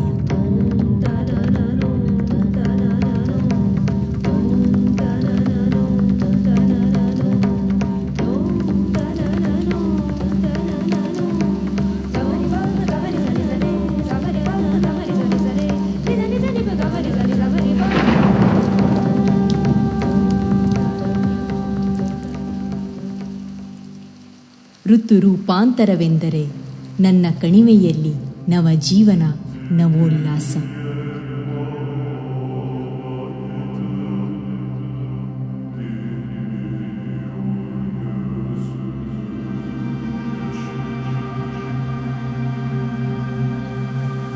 ಮುಂಗಾರಿನೊಡನೆಯೇ ಇಲ್ಲೊಂದು ಕಾಡು ಮರದ ಹೂವು ಕಾಯಾಗಿ ಹಣ್ಣಾಗಿ ಮಾರ್ಪಾಡಾಗುತ್ತದೆ. ಇದೇ ಉಪ್ಪಾಗೆ. ಈ ಮಳೆಕಾಡಿನಲ್ಲಿ ತಂತಾನೇ ಬೆಳೆಯುವ ಫಸಲು. ಹಸಿರು ಮಾಗಿ ನಸುಗೆಂಪಾಗುವ ಉಪ್ಪಾಗೆಯ ಸಂಗ್ರಹ ಆರಂಭವಾಗುವುದು ಜೂನ್ ತಿಂಗಳಿನಲ್ಲಿ. ಆದರೆ ಅದಷ್ಟು ಸುಲಭದ ಕೆಲಸವಲ್ಲ. ಅದಕ್ಕಾಗಿ ಒದ್ದೆ ಮುದ್ದೆಯಾದ ತಪ್ಪಲು ಕಾಡಿನೊಳಗೆ ಹೋಗಬೇಕು. ತದನಂತರ ಅದನ್ನು ಸೀಳಿ ಬೀಜ ಬಿಡಿಸಿ ಸಂಸ್ಕರಿಸಬೇಕು. ಮಸಾಲೆ ಪದಾರ್ಥವಾಗಿ ಔಷಧಿಯಾಗಿ ಬಳಕೆಯಾಗುವ ಉಪ್ಪಾಗೆಯನ್ನು ಉರಿಯ ಬೆಂಕಿಯ ಹೊಗೆಯಲ್ಲೇ ಒಣಗಿಸಬೇಕಾಗುತ್ತದೆ.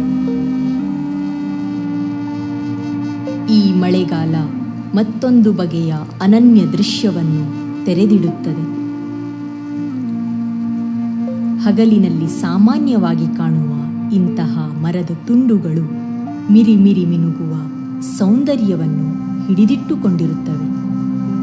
ಕಣ್ಣಿಗೆ ಕಾಣಿಸದ ಜೀವಿಗಳು ಮಳೆಯ ರಾತ್ರಿಯಲ್ಲಿ ಕಾಡಿನೆಡೆ ಜಾಡು ಹಿಡಿದವರಿಗೆ ಸ್ವಪ್ನ ಲೋಕವನ್ನೇ ತೆರೆದಿಡಬಲ್ಲವು. ಇವೇ ಹೊಳೆಯುವ ಶಿಲೀಂಧ್ರಗಳು.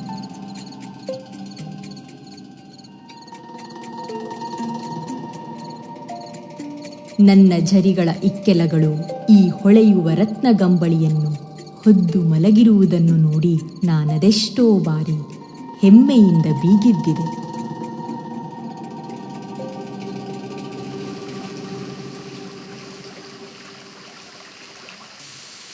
ಮಳೆಯ ರಭಸ ಜೋರಾದಂತೆ ನದಿಗಳ ಅಬ್ಬರವೂ ಜೋರು.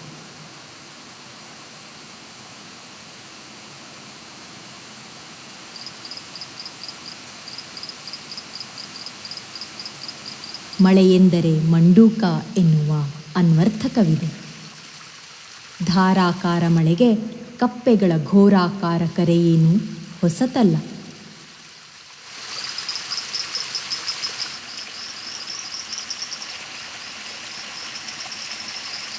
ಆದರೆ ನನ್ನ ನದಿ ಕಣಿವೆಯಲ್ಲೊಂದು ಕ್ರಿಯಾಶೀಲ ಕಪ್ಪೆ ಕರೆಗೆ ಮಾತ್ರ ಮೊರೆ ಹೋಗಿಲ್ಲ. ತೊರೆಯ ನಡುವಿನ ಕಲ್ಲು ಬಂಡೆಗಳ ಮೇಲೆ ಕೂತು ಕಾಲನ್ನು ನೀಳವಾಗಿ ಚಾಚುತ್ತಾ ನರ್ತನ ಕಲೆ ಪ್ರದರ್ಶಿಸುವ ಈ ಕಪ್ಪೆ ಸಂತತಿಯನ್ನು ಫುಡ್ ಫ್ಲಾಗಿಂಗ್ ಫ್ರಾಗ್ ಎಂದು ಕರೆದಿದ್ದಾರೆ. ತೊರೆಯ ಶಬ್ದದ ಅಬ್ಬರಕ್ಕೆ ಸಮಾನ ಧ್ವನಿ ಹೊರಡಿಸಲು ಸಾಧ್ಯವಿಲ್ಲ ಎಂದರಿತ ಗಂಡು ಕಪ್ಪೆಗಳು ತಮ್ಮ ಗಡಿ ರಕ್ಷಣೆಗಾಗಿ ಮತ್ತು ಸಂಗಾತಿಯನ್ನು ಆಕರ್ಷಿಸಲು ಮಾಡಿಕೊಂಡ ಮಾರ್ಪಾಡಿದು. ಹಾಗೆಂದು ಈ ಮನೋರಂಜಕ ಪ್ರದರ್ಶನ ಅವಕ್ಕೆ ಶಾಂತಿ ನೀಡುವ ಖಾತರಿಯೇನಿಲ್ಲ. ಗುಂಪಿನಲ್ಲಿ ತಾನೇ ಶ್ರೇಷ್ಠವೆಂದು ತೋರಿಸಲು ಅವುಗಳ ನಡುವೆ ಪಂದ್ಯ ನಡೆಯುತ್ತಲೇ ಇರುತ್ತದೆ. ಹೊಡೆದಾಟವೂ ಸರ್ವೇ ಸಾಮಾನ್ಯ.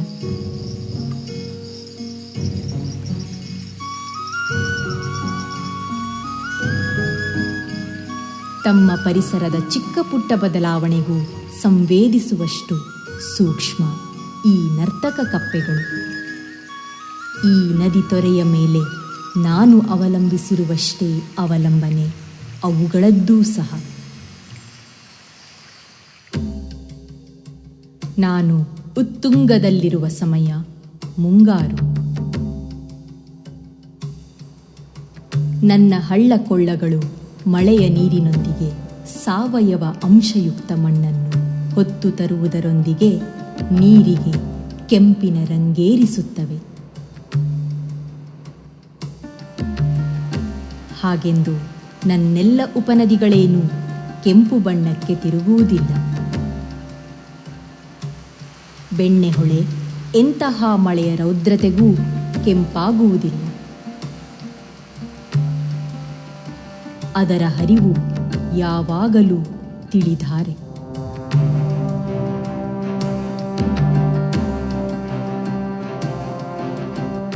ಬೆಣ್ಣೆಹೊಳೆ ನನ್ನನ್ನು ಬಂದು ಕೂಡುವ ಮೊರ್ಸೆಯಲ್ಲಿ ಈ ಅಪರೂಪದ ಸಂಗಮವನ್ನು ಕಾಣಬಹುದು. ಕಣ್ಣಿನಾಚೆವರೆಗೂ ಕಲಕು ನೀರು ಮತ್ತು ಶುದ್ಧ ನೀರು ಸಮಾನ ಅಂತರದಲ್ಲಿ ಹರಿಯುತ್ತಲಿರುತ್ತವೆ.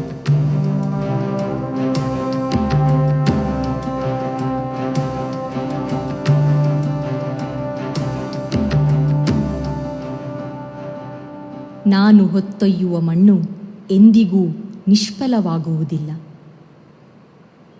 ಕರಾವಳಿಯ ಅಳಿವೆಯನ್ನು ಸೇರುವ ಸಾವಯವ ಮಣ್ಣು ಅಲ್ಲಿನ ಭೂಮಿಯನ್ನು ವರುಷದಿಂದ ವರುಷಕ್ಕೆ ಫಲವತ್ತಾಗಿಸುತ್ತದೆ.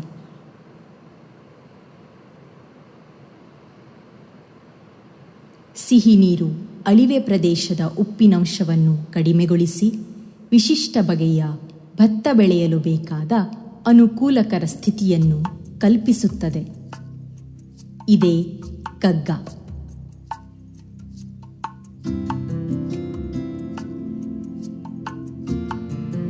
ಕ್ಷಾರಯುಕ್ತ ಅಳಿವೆಯಲ್ಲಿ 3,500 ವರ್ಷಗಳಿಂದ ಸೊಂಪಾಗಿ ಬೆಳೆಯುತ್ತಿರುವ ಭತ್ತದ ತಳಿ ಇದು. ಕಗ್ಗವನ್ನು ಬೆಳೆಯುವ ಈ ಜಾಗವನ್ನು ಗಜನಿ ಭೂಮಿ ಎನ್ನಲಾಗುತ್ತದೆ. ಮಳೆಗಾಲ ಮುಗಿಯುತ್ತಿದ್ದಂತೆ ಇಲ್ಲಿನ ರೈತರು ಭತ್ತದ ಕೊಯ್ಲಿಗಾಗಿ ದೋಣಿಯ ಮೇಲೆ ಹೋಗುತ್ತಾರೆ.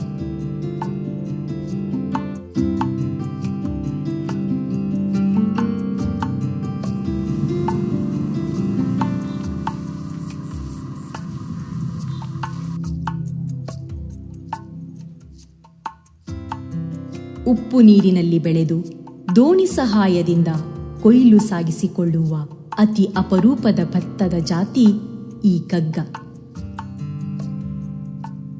ಆದರೆ ಬೇಸರದ ಸಂಗತಿ ಎಂದರೆ ಕಗ್ಗ ಬೆಳೆಯುವವರ ಸಂಖ್ಯೆ ಗಣನೀಯವಾಗಿ ಕುಸಿದಿದೆ. ಸಿಗಡಿ ಕೃಷಿಯೇ ಆಕರ್ಷಕವಾಗುತ್ತಿದೆ. ಕಗ್ಗ ಭತ್ತದಲ್ಲಿ ಲಾಭಾಂಶ ಜಾಸ್ತಿ ಸಿಗುತ್ತಿಲ್ಲ, ಬೇಡಿಕೆಯೂ ಅಷ್ಟಾಗಿಲ್ಲ.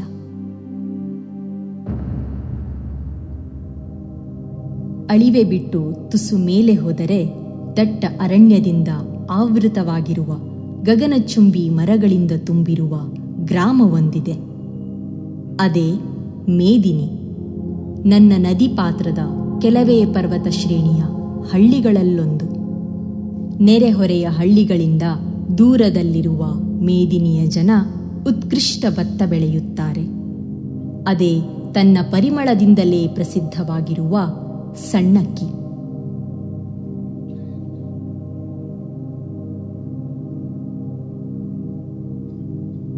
ಕಗ್ಗದಂತಲ್ಲ ಈ ಸಣ್ಣಕ್ಕಿ.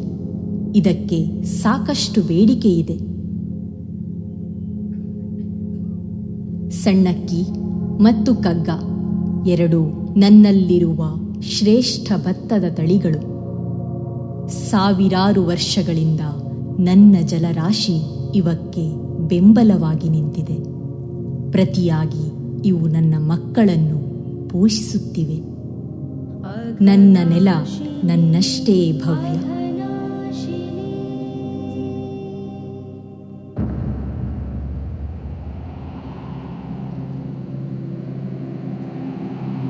ನನ್ನ ಜಲಪಾತಗಳು ಮೈ ನವಿರೇಳಿಸುವ ದೃಶ್ಯವನ್ನು ಕಟ್ಟಿಕೊಡುತ್ತವೆ. ನಾನು ಮತ್ತು ನನ್ನ ಉಪನದಿಗಳು ಸೃಷ್ಟಿಸುವಷ್ಟು ಜಲಪಾತಗಳನ್ನು ಈ ಪ್ರದೇಶದ ಬೇರಾವ ನದಿಯೂ ಸೃಷ್ಟಿಸಿಲ್ಲ.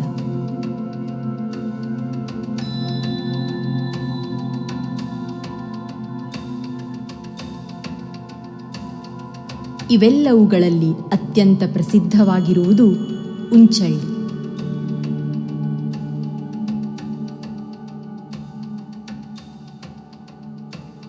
ಹಗಲಿನಲ್ಲಿ ತನ್ನ ರಮ್ಯ ನೋಟದಿಂದ ಶೋಭಿಸಿದರೆ ಇರುಳಿನಲ್ಲಿ ಬೇರೆಯೇ ಮೋಹಕತೆ ಇದೆ. ಚಳಿಗಾಲದ ಹುಣ್ಣಿಮೆಯ ವಿರಳ ರಾತ್ರಿಯಲ್ಲಿ ಇಲ್ಲೊಂದು ವಿಸ್ಮಯವಿದೆ.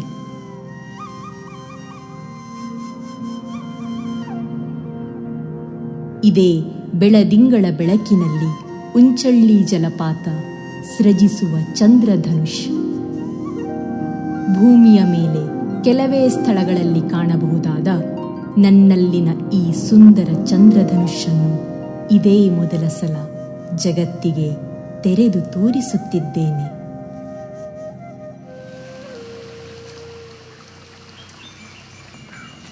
ನನ್ನ ನೆಲದಲ್ಲಿ ಅನೇಕ ಸಮುದಾಯ ನೆಲೆಸಿದ್ದು ನನಗೆ ಆತ್ಮೀಯರಾದವರು ಹಾಲಕ್ಕಿಗಳು.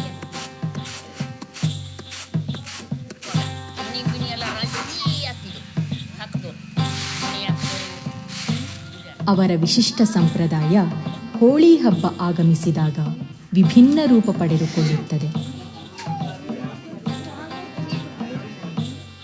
ಅದೇ ಸುಗ್ಗಿಯ ಸಂಭ್ರಮದ ಸಮಯ.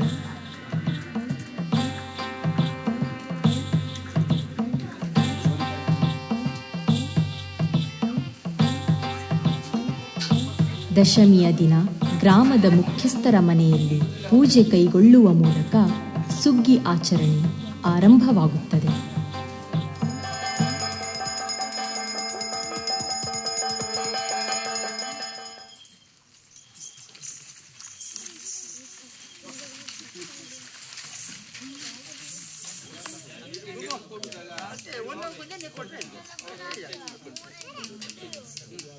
ಮೈಮನ ಮುದಗೊಳಿಸುವ ಸಂಗೀತ, ಅಂತೆಯೇ ಕುಣಿತ.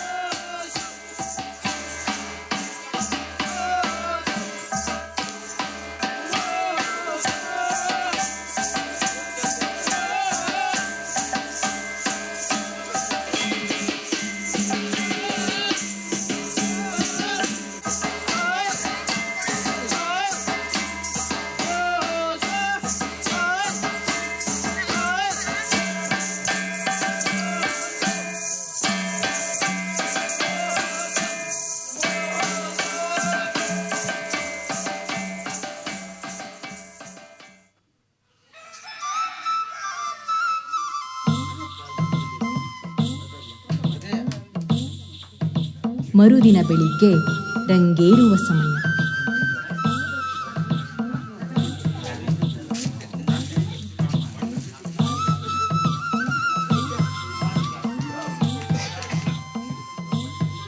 ಕೆಲವೊಮ್ಮೆ ಅವರ ವೇಷಭೂಷಣ ಪ್ರಸಿದ್ಧ ಕಲಾರೂಪ ಯಕ್ಷಗಾನವನ್ನು ಹೋಲುವುದು.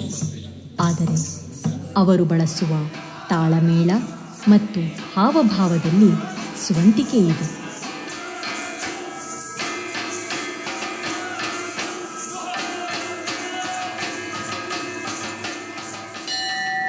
ತಮ್ಮ ಗ್ರಾಮ ದೇವರ ಮುಂದೆ ನಡೆಯುವ ಕುಣಿತದೊಂದಿಗೆ ಅವರ ಯಾತ್ರೆ ಆರಂಭ. ಮುಂದಿನ 5 ದಿನಗಳಲ್ಲಿ ಅವರು ಒಂದು ಹಳ್ಳಿಯಿಂದ ಇನ್ನೊಂದು ಹಳ್ಳಿಯೆಡೆ ಸಾಗುತ್ತಾ ಸುಗ್ಗಿಯ ಸಂಭ್ರಮದತ್ತ ಎಲ್ಲರನ್ನೂ ಸೆಳೆಯುತ್ತಾ ಸಾಗುತ್ತಾರೆ. 100ಕ್ಕೂ ಹೆಚ್ಚು ಬಾರಿ ಪ್ರದರ್ಶನ ನೀಡುತ್ತಾ 50 ಕಿಲೋಮೀಟರ್ಗೂ ಹೆಚ್ಚು ದೂರ ಕ್ರಮಿಸುವ ಇವರು ಅನೇಕ ಬಾರಿ ನನ್ನ ತಟದ ಗುಂಟವೇ ಸಾಗುತ್ತಾರೆ. 100 ವಸಂತಗಳಿಂದ ಸುಗ್ಗಿ ಸಂಭ್ರಮಕ್ಕೆ ನಾನು ಸಾಕ್ಷಿಯಾಗಿದ್ದೇನೆ. ಸುಗ್ಗಿಯ ಕೊನೆಯ ದಿನದ ಸ್ನಾನಕ್ಕಾಗಿ ಅವರು ನನ್ನೆಡೆಗೆ ಬರುವಾಗ ಈ ಆಚರಣೆ ಸದಾಕಾಲ ನಡೆಯಲಿ ಎಂಬ ಮೌನ ಹಾರೈಕೆ ನನ್ನದು. ಬೆಳೆಯನ್ನು, ಭೂಮಿಯನ್ನು ಹಸಿರಾಗಿಸಿ ಸಾಗಿದ ಬಳಿಕ ನನ್ನ ಹರಿವು ಶಾಂತವಾಗುತ್ತದೆ. ನನ್ನ ನೀರು ನಿಧಾನವಾಗಿ ಲವಣಯುಕ್ತಗೊಳ್ಳುತ್ತದೆ. ಈ ಲವಣಯುಕ್ತ ನೀರಿನಲ್ಲಿ ಕಾಂಡ್ಲ ಮರವು ವಿವಿಧ ಪರಿಸರ ಸೇವೆಗಳನ್ನು ಒದಗಿಸುತ್ತದೆ. ಕಾಂಡ್ಲದ ಹೊರ ಚಾಚಿರುವ ಬೇರುಗಳು ಕಡಲ ಸವೆತವನ್ನು ಬಹುಮಟ್ಟಿಗೆ ತಡೆಗಟ್ಟುತ್ತವೆ. ಜೊತೆಗೆ ಮೀನಿನ ಮರಿಗಳಿಗೆ ಸುರಕ್ಷಿತ ಆಶ್ರಯ ತಾಣವಾಗಿವೆ. ಕಾಂಡ್ಲ ಇಂಗಾಲದ ಅತ್ಯುತ್ತಮ ಆಗರ. ನೀಲ ಸಾಗರವನ್ನು ಸೇರುವ ಮುನ್ನ ನನ್ನ ಕಡಲ ತೀರ ಹಸುರು ಸಾಗರ. ನದಿ ಮತ್ತು ಸಾಗರದ ಸಂಗಮದ ಪ್ರದೇಶವೆಂದರೆ ಅದು ಭೂಮಿಯ ಮೇಲಿನ ಅತ್ಯಂತ ಶ್ರೀಮಂತ ಪರಿಸರ. ಇದೇ ಅಳಿವೆ. ಅಳಿವೆಯ ಜನ ಅನೇಕ ಕಾರಣಕ್ಕಾಗಿ ನನ್ನನ್ನು ಆಶ್ರಯಿಸಿದ್ದಾರೆ.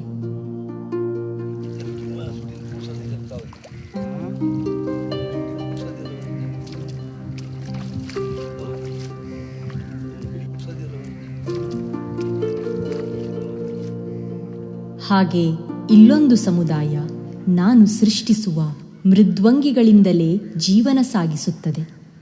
ಬೇರೆ ಯಾವ ಅಳಿವೆಗಳಲ್ಲೂ ಕಾಣಸಿಗದ ಇವಕ್ಕೆ ಬಳಚ್ಚು ಎನ್ನುತ್ತಾರೆ. ಚಿಪ್ಪು ಮೀನು ಎಂದು ಹೇಳಬಹುದು. ನನ್ನ ಸಿಹಿ ನೀರು ಮತ್ತು ಸಮುದ್ರದ ಉಪ್ಪು ನೀರಿನ ಹದವಾದ ಮಿಶ್ರಣದಲ್ಲಿ ಮಾತ್ರ ಇವು ಬೆಳೆಯುತ್ತವೆ. ಇವಕ್ಕೆ ವಿಶ್ವದಾದ್ಯಂತ ಬೇಡಿಕೆ ಇದೆ.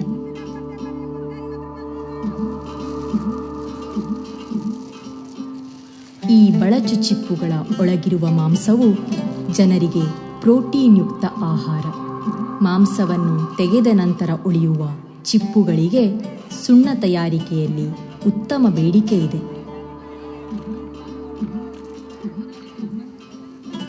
ಸಮುದ್ರದ ಅಲೆಗಳು ಇಳಿಯುತ್ತಿರುವಂತೆಯೇ ಸುತ್ತಲಿನ ಹಳ್ಳಿಯ ಮಹಿಳೆಯರು ಈ ಚಿಪ್ಪು ಸಂಗ್ರಹಕ್ಕೆಂದು ನೀರಿಗಿಳಿಯುತ್ತಾರೆ. ನೀರಡಿಯ ಮರಳನ್ನು ಸಡಿಲಿಸುತ್ತಾ ಚಿಪ್ಪನ್ನು ಆಯ್ದುಕೊಳ್ಳುವುದು ಒಂದು ಸಾಮಾನ್ಯ ರೂಢಿ.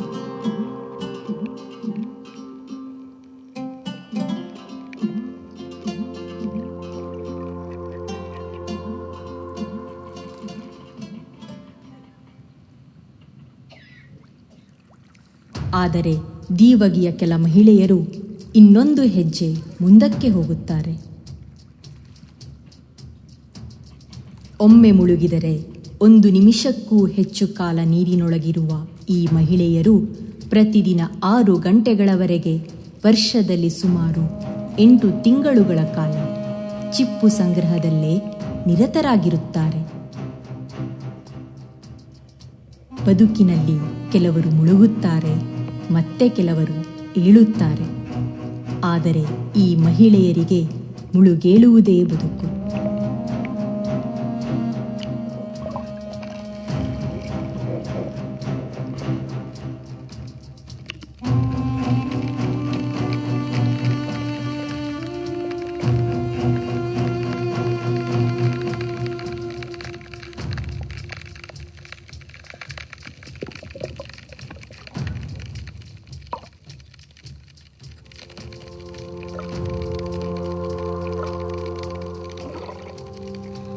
ಇಳುವರಿ ಅಧಿಕವಾಗಿದ್ದಾಗ ಪುರುಷರು ಕೂಡ ಚಿಪ್ಪು ಸಂಗ್ರಹಣೆಗೆ ತೊಡಗಿಕೊಳ್ಳುತ್ತಾರೆ. ಹಿಂದೆ ಶರಾವತಿ ಮತ್ತು ಕಾಳಿ ಅಳಿವೆಗಳಲ್ಲಿ ಸಹ ಉತ್ತಮ ಸಂಖ್ಯೆಯಲ್ಲಿದ್ದ ಚಿಪ್ಪು ಈಗ ಬಹುತೇಕ ನಶಿಸಿ ಹೋಗಿದೆ. ಅಣೆಕಟ್ಟಿನಿಂದಾಗಿ ಸಿಹಿ ನೀರು ವರ್ಷಾವಧಿ ಸೇರಿಕೊಳ್ಳುವುದೇ ಇದಕ್ಕೆ ಕಾರಣ. ಋತುವಿನ ಉದ್ದಗಲಕ್ಕೂ ಉಂಟಾಗುವ ಉಪ್ಪಿನಂಶದ ಬದಲಾವಣೆ ಚಿಪ್ಪಿನ ಉಗಮಕ್ಕೆ ಅವಶ್ಯ. ನನ್ನ ಅಳಿವೆಯ ಸಣ್ಣ ಬದಲಾವಣೆ ಕೂಡ ಈ ಹದವನ್ನು ಕೆಡಿಸಬಲ್ಲದು. ಹಾಗೇನಾದರೂ ಆದಲ್ಲಿ ನಾನು ಸದಾ ಕಾಲ ನೋಡಬಯಸುವ ಶ್ರಮಜೀವಿಗಳ ಸಾಹಸಿ ಮಹಿಳೆಯರ ಬದುಕು ದುರಂತಕ್ಕೆ ಸಿಲುಕಬಹುದು. ಯಾವ ಅಡೆತಡೆಯಿಲ್ಲದೆ, ಮಾಲಿನ್ಯದ ಗೊಡವೆಯಿಲ್ಲದೆ ಇಷ್ಟು ದೀರ್ಘಕಾಲ ಹರಿಯಲು ಹೇಗೆ ಸಾಧ್ಯವಾಯಿತು? ನಾನು ನಾನಾಗಿ ಇರಲು ಅಣಿವು ಮಾಡಿಕೊಟ್ಟ ನನ್ನ ಪ್ರೀತಿ ಪಾತ್ರರ ಪ್ರಯತ್ನವನ್ನು ಸ್ಮರಿಸಲೇಬೇಕು. ಒಮ್ಮೆ ನನ್ನ ಕರಾವಳಿ ತೀರವನ್ನು ಕೈಗಾರಿಕಾ ಉಪ್ಪು ಉತ್ಪಾದನೆಗೆ ಗುತ್ತಿಗೆ ನೀಡಿದರೂ ಶೀಘ್ರದಲ್ಲೇ ಅದನ್ನು ಕೈಬಿಟ್ಟರು. ತದನಂತರ ಉಷ್ಣಶಕ್ತಿ ಸ್ಥಾವರವನ್ನು ನಿರ್ಮಿಸುವ ಯೋಜನೆ ಕೂಡ ಹಾದುಹೋಯಿತು. ವಿದ್ಯುಚ್ಛಕ್ತಿ ಉತ್ಪಾದನೆಗಾಗಿ ಅಣೆಕಟ್ಟು ನಿರ್ಮಿಸಲು ಬಂದ ಪ್ರಸ್ತಾವನೆಗಳಿಗೇನೂ ಕಡಿಮೆಯಿಲ್ಲ.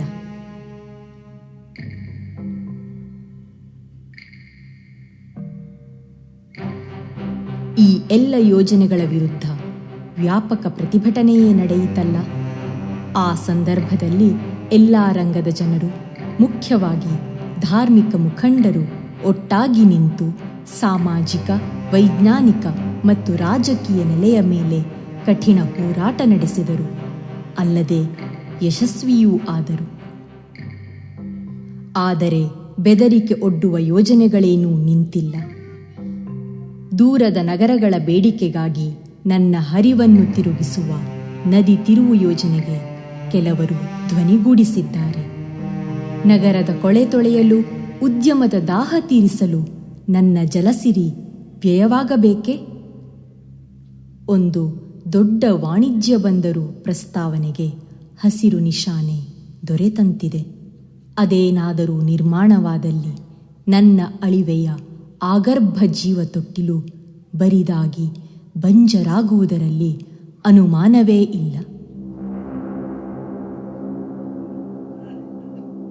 ಗಂಭೀರ ಜಲಚಿಂತನೆಯ ಅಗತ್ಯವಿದೆ. ನನ್ನಂತಹ ನದಿಗಳು ನಿಮ್ಮ ಸಮಸ್ಯೆಗಳಿಗೆ ಪರಿಹಾರವಲ್ಲ.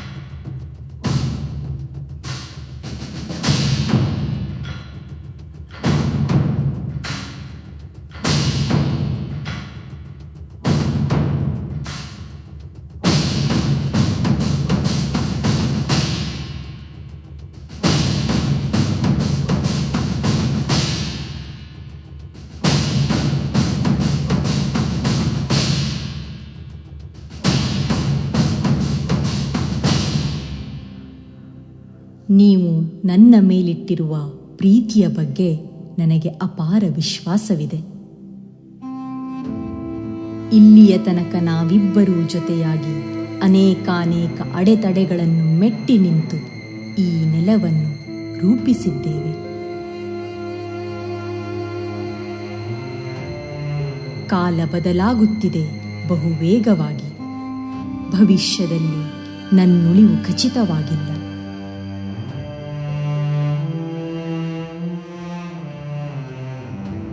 ನನ್ನ ಭವ್ಯತೆಯನ್ನು ಸಂಪೂರ್ಣವಾಗಿ ನೋಡುವವರಲ್ಲಿ ನಿಮ್ಮದು ಕೊನೆಯ ತಲೆಮಾರಾಗಬಹುದು. ಈ ಎಲ್ಲ ಅದ್ಭುತಗಳಿಗೆ ಏನಾಗಬಹುದು? ಭರವಸೆ ಇದೆಯೇ?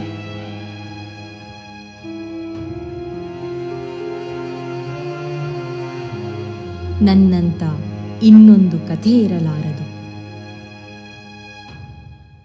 ಇದು ನಮ್ಮ ಕಥೆಯಾಗಬಹುದೇ? ನನ್ನನ್ನು ಹೀಗೆಯೇ ಹರಿಯಲು ಬಿಡಿ, ಪಾಪನಾಶಿನಿಯಾಗಿ, ನಿಮ್ಮೆಲ್ಲರ ಅಘನಾಶಿನಿಯಾಗಿ.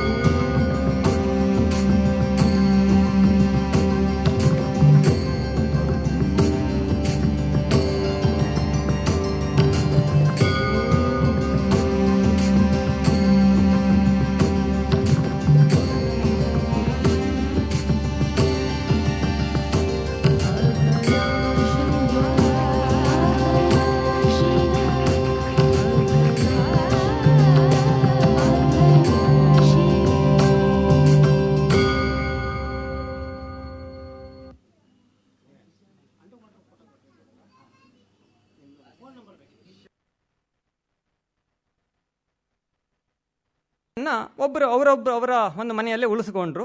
2 ವರ್ಷ ಆ ಕಮಿಟಿಯವರು ಅವರ ಮನೆಯಲ್ಲೇ ಇದ್ದು ಎಲ್ಲ ಸರ್ವೆಗಳನ್ನು ಮಾಡಿದ್ರು. ಆ ಸರ್ವೆ ಮಾಡಬೇಕಾದ್ರೆ ಆ ಲೋಕಲ್ಸಿನ ಒಂದು 4-5 ಜನ ಪ್ರತಿ ಸರ್ವೆದಲ್ಲೂ ಕೂಡ ಅವ್ರ ಜೊತೆ ಇವರು ಹೋಗಿ ದೇ ಮೇಡ್ ಶ್ಯೂರ್ ದ್ಯಾಟ್ ಅಲ್ಲಿನ ಪ್ರತಿಯೊಂದು ಮರವನ್ನು ಕೂಡ ಅವರು ಆರ್ಥಿಕವಾಗಿ ನಮಗೆ ಆ ಮರದಿಂದ ಎಷ್ಟು ಪ್ರಯೋಜನ ಇದೆ ಅದನ್ನೆಲ್ಲದನ್ನು ನೀವು ಲೆಕ್ಕ ಹಾಕಿ ಅಂತ ಕೂತ್ಕೊಂಡ್ರು. ಯಾಕೆ ಆ ಮರ ಬೇಸಿಗೆಯಲ್ಲಿ ನಮಗೆ ಎಲೆ ಕೊಡುತ್ತೆ, ಆ ಎಲೆ ದರಕು ಅಂತೇನು ಹೇಳ್ತೀವಲ್ವ, ಅದನ್ನು ತಗೊಂಡು ತೋಟಕ್ಕೆ ಹಾಕ್ತೀವಿ. ನಾವು ತೋಟಕ್ಕೆ ಅದನ್ನು ಆ ಮರ ನಾವು ತೆಗೆದ್ವಿ ಅಂತಂದರೆ ಆ ಗೊಬ್ಬರವನ್ನು ನಾವು ದುಡ್ಡು ಕೊಟ್ಟು ತಗೋಬೇಕು.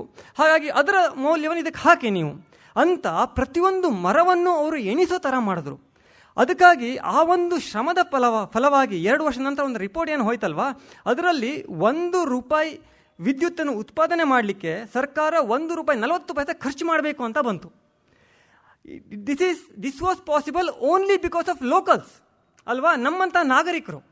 ಅದಕ್ಕೆ ರಾಜಕಾರಣಿಗಳು ನಾವು ಇಟ್ ಇಸ್ ದ ಕ್ಲೀಶೇಡ್ ವಿ, ಯಾವಾಗ ನಾವು ಹೇಳ್ಬಿಡ್ತೀವಿ ರಾಜಕಾರಣಿಗಳ ತಲೆ ಇಲ್ಲ, ಅವರು ಡಿಸಿಷನ್ ತಗೋತಾರೆ, ಹೀಗೆ ಮಾಡ್ತಾರೆ ಅಂತ. ಆದರೆ ಯಾವುದೇ ಫಾರ್ ಎಕ್ಸಾಂಪಲ್ ಕೊನೆಯಲ್ಲಿ ಒಂದು ಈ ಪೋರ್ಟ್ ಆಗ್ತಾ ಇದೆ ಅಂತ ಬಂತು. ಆ ಪೋರ್ಟ್ ಮಾಡಬೇಕಾದ್ರೂ ಇವತ್ತಿನ ನಮ್ಮ ಒಂದು ಈ ಪಾಲಿಸೀಸಲ್ಲಿ ಅದೊಂದು ತುಂಬ ಒಳ್ಳೆ ಕೆಲಸ ಮಾಡಿದ್ದಾರೆ. ಲೋಕಲ್ಸ್ ಅದಕ್ಕೆ ವಿರೋಧ ಮಾಡಿದ್ರು ಅಂತಂದರೆ ಯಾವುದೇ ಎಷ್ಟೇ ಒಂದು ಮೊತ್ತವಿರುವ ಒಂದು ಯೋಜನೆಯನ್ನು ಕೂಡ ಮಾಡಲಿಕ್ಕೆ ಆಗೋದೇ ಇಲ್ಲ. ಲೋಕಲ್ಸಿನ ವಿರೋಧ ಇದೆ. ಎನ್ವಿರಾನ್ಮೆಂಟಲ್ ಇಂಪ್ಯಾಕ್ಟ್ ಅಸೆಸ್ಮೆಂಟ್ ಅಂತ ಮಾಡಿ ಪಬ್ಲಿಕ್ ಹಿಯರಿಂಗ್ ಮಾಡ್ತಾರಲ್ಲ, ಅದರಿಂದ ಒಂದು ಖುಷಿ ಸಂಗತಿ ಅಂದರೆ ಆ ಪೋರ್ಟಿಗೆ ಸದ್ಯ ಎನ್ವಿರಾನ್ಮೆಂಟಲ್ ಕ್ಲಿಯರೆನ್ಸ್ ಸಿಕ್ಕಿಲ್ಲ. ಒಂದು ಹಾಗೆಯೇ ಆ ಕೆಳಗಡೆ ಇರೋ ಘಟ್ಟದ ಕೆಳಗಿನ ಪ್ರದೇಶವನ್ನು ಬಯೋಡೈವರ್ಸಿಟಿ ಹೆರಿಟೇಜ್ ಸೈಟ್ ಆಗಿ ಮಾಡೋ ಪ್ರಪೋಸಲ್ಗೂ ಕೂಡ ಒಳ್ಳೆ ಒಂದು ವ್ಯಾಲಿಡ್ ಪಾಯಿಂಟ್ಸ್ ಬಂದಿದೆ. UN ಒಂದು ಕಮಿಟಿ ಬಂದು ಈ ಡಾಕ್ಯುಮೆಂಟ್ರಿ ಕೂಡ ನೋಡಿದ್ದಾರೆ. ಅದು ನಮಗೆ ಪರ್ಸ್ನಲಿ ಆಗುವಂತಹ ಸ್ಯಾಟಿಸ್ಫ್ಯಾಕ್ಷನ್. ಎಕ್ಸಾಕ್ಟ್ಲಿ. ಸೊ ಹಾಗಾದಾಗ ನಮ್ಮ ಮೇಲೂ ಆ ಒಂದು ಜವಾಬ್ದಾರಿ ಇರುತ್ತೆ. ನಾವು ಅದನ್ನು ಅರಿತು ಆ ಒಂದು ಸಮಯದಲ್ಲಿ ಅದರ ಒಂದು ವಿರೋಧವಾಗಿ ಬೇರೆ ಬೇರೆ ರೈಟಪ್ಸ್ ಮಾಡೋದರ ಮೂಲಕ ಇರ್ಬೋದು, ಅಥವಾ ಬೇರೆ ಬೇರೆ ಕಡೆ ಸಭೆಗಳನ್ನು ಮಾಡೋದರ ಮೂಲಕ ಇರ್ಬೋದು, ಅಲ್ಲಿನ ರಾಜಕಾರಣಿಗಳಿಗೆ ನಮ್ಮ ಒಂದು ಇದಕ್ಕೆ ವಿರೋಧ ಇದೆ ಅಂತ ಮನವರಿಕೆ ಮಾಡಿಕೊಟ್ಟಾಗ ನಾವು ಕೂಡ ಅದನ್ನು ಉಳಿಸುವಂತಹ ಒಂದು ಆ ಪ್ರಯತ್ನದಲ್ಲಿ ನಮ್ಮ ಒಂದು ಪಾಲನ್ನು ಕೊಟ್ಟಂಗೆ ಆಗುತ್ತೆ. ಹಾಗಾಗಿ this is basically on answer. ಯಾಕಂದರೆ ಎಷ್ಟು ಜನ ಪ್ರಶ್ನೆ ಕೇಳ್ತಾರೆ, ನಾವು ಏನು ಮಾಡ್ಬೋದು ಉಳಿಸ್ಲಿಕ್ಕೆ ಅಂತ. ಯಾವುದನ್ನೇ ಇರ್ಬೋದು, ನದಿ ಇರ್ಬೋದು ಅಥವಾ ಬೇರೆ ಯಾವುದನ್ನೇ ಇರ್ಬೋದು. ಇಂತಹ ಒಂದು ಹೆಜ್ಜೆಯನ್ನು ತಗೊಳ್ಳೋದ್ರಿಂದ probably we can definitely make a difference ಅಂತ ಅನಿಸುತ್ತೆ. But thanks for sharing the views sir. ಅಘನಾಶಿನಿಯ ಕಥೆಯನ್ನ ಈ ರೂಪದಲ್ಲಿ ನೀವು ಸಾದರಪಡಿಸಿದ್ದನ್ನುವುದು ಅದ್ಭುತ. ಇದನ್ನ ಒಂದು ಸಾಮಾನ್ಯವಾದ ಇದು ಚಿತ್ರಣ ಅಲ್ಲ. ಇದನ್ನ ತುಂಬಾ ಪರಿಣಾಮಕಾರಿ ಚಿತ್ರಣ. ಇಂಥದ್ರಲ್ಲಿ ಬಹಳ ಶ್ರಮ ನಿಮ್ಮದಿದೆ, ನಿಮ್ಮ ಕುಟುಂಬದಿರಬಹುದು, ನಿಮ್ಮ ಹಿತೈಷಿಗಳಿರಬಹುದು, ಅವರೆಲ್ಲರಿಗೂ ಧನ್ಯವಾದಗಳು. Thank you sir. Thanks you. Thanks a lot. ಹಾಂ ಹೇಳಿ.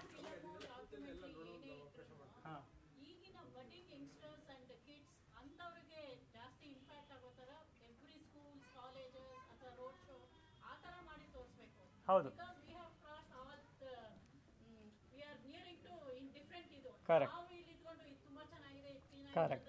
Correct exactly. ಅದು that is the very reason ಮೊದಲು ಮಾಡಿದಾಗ ಬರೀ ಇಂಗ್ಲೀಷ್ ವರ್ಷನ್ ಮಾಡಿದ್ವಿ. ಇಂಗ್ಲೀಷ್ ವಿಜುವಲ್ಸ್ ಇಟ್ಕೊಂಡು ಆಮೇಲೆ ಕನ್ನಡ ಮಾಡಿರೋ ವೆರಿ ರೀಸನ್ನೇ ಅದನ್ನು ಲೋಕಲ್ ಜನಕ್ಕೆ ಸ್ಟೂಡೆಂಟ್ಸ್ಗೆ ತಲುಪಿಸ್ಬೇಕು ಅಂತಲ್ಲ. ಲಾಸ್ಟ್ 1.5 ವರ್ಷದಲ್ಲಿ ನಾವು ಹಾಗಾಗಿ ಇದನ್ನು ಇನ್ನೂವರೆಗೂ ಯೂಟ್ಯೂಬಲ್ಲಿ ಹಾಕಿರಲಿಲ್ಲ. ಇವತ್ತು ರಾತ್ರಿ ಅದು ಆನ್ಲೈನಿಗೆ ಹೋಗ್ತಾ ಇದೆ. ಸೊ ಅಲ್ಲಿವರೆಗೆ ನಾವು ನಿಯರ್ಲಿ ಒಂದು 8,000 ಸ್ಟೂಡೆಂಟ್ಸ್ಗೆ ಇದನ್ನು ತೋರಿಸಿದ್ದೀವಿ. ಫಾರೆಸ್ಟ್ ಡಿಪಾರ್ಟ್ಮೆಂಟಿನ ಚಿಣ್ಣರ ವನದರ್ಶನ ಅನ್ನೋ ಕಾರ್ಯಕ್ರಮಕ್ಕೆ ಅವರು ಪ್ರತಿ ಸ್ಕೂಲಿಗೆ ತೋರಿಸ್ತಾ ಹೋಗ್ತಾರೆ, ಅದಕ್ಕೆ ಕೊಟ್ಟಿದ್ದೀವಿ.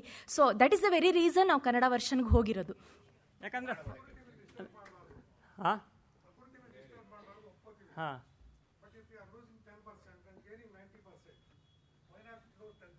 What do you mean by gaining 90%, sir?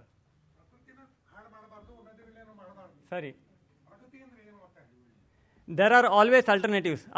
Without losing 10%, we can still gain 90%. The only thing is we are not making our minds firm ಅಷ್ಟೇ. ನಮಗೆ ಸೌರ ವಿದ್ಯುತ್ ಇದೆ, ಎಷ್ಟೆಲ್ಲ ಆಲ್ಟರ್ನೇಟಿವ್ಗಳಿದೆ. ಸೌರ ವಿದ್ಯುತ್ ಇದೆ, ಗಾಳಿಯಿಂದ ವಿದ್ಯುತ್ ತಯಾರು ಮಾಡುವಂತಿದೆ. ನಮ್ಮ ಕಾಡನ್ನೇ ಕಡಿದು ನದಿಯನ್ನು ನಿಲ್ಲಿಸಿ ಅಣೆಕಟ್ಟುಗಳನ್ನೇ ಕಟ್ಟಿ ವಿದ್ಯುತ್ ಮಾಡಬೇಕು ಅಂತ ಯಾವುದೇ ಕಂಪಲ್ಷನ್ ಇಲ್ಲವೇ ಇಲ್ಲ. ಅದೇ ಆಲ್ಟರ್ನೇಟಿವ್ ಹುಡುಕಬೇಕು ಸರ್. ದಟ್ ಇಸ್ ವಾಟ್ ನಾವು ಟೆಕ್ನಾಲಜಿ ಅಂತ ಹೇಳ್ಕೊತೀವಿ, ಟೆಕ್ನಾಲಜಿಯಲ್ಲಿ ಮುಂದುವರಿತೀವಿ ಅಂತ ಹೇಳ್ಕೊತೀವಿ. Agreed, I completely agree. See finally ನಾವು ಪ್ರತಿಯೊಂದಕ್ಕೂ ಕ್ವಶನ್ ಮಾಡ್ತಾ ಹೋದ್ರೆ ಫೈನಲಿ ಬರೋದಿಲ್ಲ ಗೊತ್ತಾ, ನಮ್ಮ ಜನಸಂಖ್ಯೆಯನ್ನು ಕಮ್ಮಿ ಮಾಡಬೇಕು ನಾವು ಅಲ್ವಾ. Exactly. So finally it boils down to our own self ಅಷ್ಟೇ.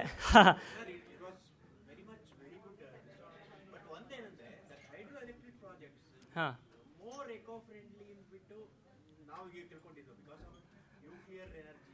ಹಾಂ ಎನರ್ಜಿ ಆಗಲಿ ಅಥವಾ ಬೇರೆ ಯಾವುದೇ ಆಗಲಿ solar energy is not economical ಅಂತ ಹಾಂ ನೀವು ಹೇಳಿದ್ರಿ ಆರ್ಗ್ಯಾನಿಕ್ ಮೆಟೀರಿಯಲ್ನ ತಗೊಂಡು ಹೋಗಿ ಅದು ಇದು ಮಾಡೋದ್ರಿಂದ ಹಾಂ can you do something after constructing and using that hydroelectric ಹಾಂ ಆರ್ಗ್ಯಾನಿಕ್ ಮೆಟೀರಿಯಲ್ನ ನದಿಗೆ ತೆಗೆದು ಸೇರೋ ರೀತಿ ಏನಾದರೂ ಮಾಡೋ ರೀತಿ ಯೋಚನೆಗಳು ಬಂದರೆ ಹಾಂ ಇಟ್ ವಿಲ್ ಬಿ ಮೋರ್ ಇದು ಸರ್ ಯಾ ನೀವು ಹೇಳೋದು ಇದೆ ಸರ್. ವೆಸ್ಟರ್ನಲ್ಲಿ ಆ ಕಂಪ್ಲೀಟ್ ಡ್ಯಾಮನ್ನು ತೆಗೆದು ರನ್ ಆಫ್ ರಿವರ್ ಪ್ರಾಜೆಕ್ಟ್ಸ್ ಅಂತ ಮಾಡ್ತಾರೆ. ಅಂದರೆ ಒಂದಷ್ಟು ಹರಿವನ್ನ ಹಾಗೆ ಬಿಟ್ಕೊಂಡು ಹೋಗೋದು, ಮಧ್ಯದಲ್ಲಿ ಒಂದು ಸ್ವಲ್ಪ ಡ್ಯಾಮನ್ನು ಕಟ್ಟೋದು. It's a compromise. ಕಂಪ್ಲೀಟ್ ಇಲ್ಲೆಷ್ಟಾಗುತ್ತೋ ಅಷ್ಟೇ ವಿದ್ಯುತ್ತನ್ನು ಉತ್ಪಾದನೆ ಮಾಡೋಕ್ಕಾಗಲ್ಲ. ಎಷ್ಟೋ ಕಡೆ ನಮ್ಮಲ್ಲಿ ಹಾಗೆ ಮಾಡಿದ್ದಾರೆ. ಬಟ್ ಇದೊಂದು ನದಿ ಹೀಗೆ ಉಳಿದಿದೆ, ಉಳಿಸ್ಕೊಳ್ಳೋಣ. ಎಲ್ಲಿ ಯಾವ್ದು ಉಳಿದಿದೆಯೋ ಹಾಗೆ ಉಳಿಸ್ಕೊಳ್ಳೋಣ. ಬಿಕಾಸ್ ಇದಕ್ಕೆ ಆಲ್ಟರ್ನೇಟಿವ್ ಇದೆ. ವಿಂಡ್ ಇದೆ, ಟೈಡಲ್ ಇದೆ, ಸೋಲಾರ್ ಇದೆ. ಅದಕ್ಕೆ ಇನ್ವೆಸ್ಟ್ ಮಾಡೋಣ. ಯಾಕೆ ಇನ್ನೂ ಮತ್ತೆ ಹಳೆಯ ಹೈಡ್ರೋ ಎಲೆಕ್ಟ್ರಿಸಿಟಿಗೆ ಹೋಗಬೇಕು? So that is the idea. ಹೌದು, exactly. Thank you for coming. ಎಲ್ಲರೂ ಕೂಡ ಧನ್ಯವಾದಗಳು ಬಂದಿದ್ದಕ್ಕಾಗಿ. ಹಾಂ, ಹೇಳಿ. ಹಾಂ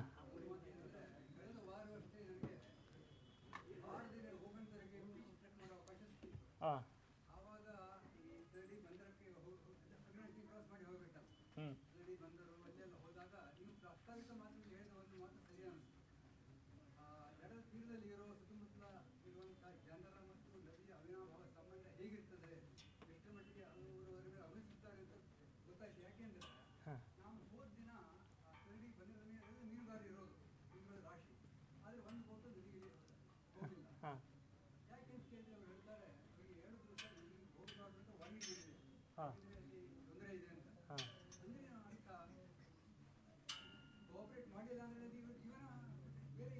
correct.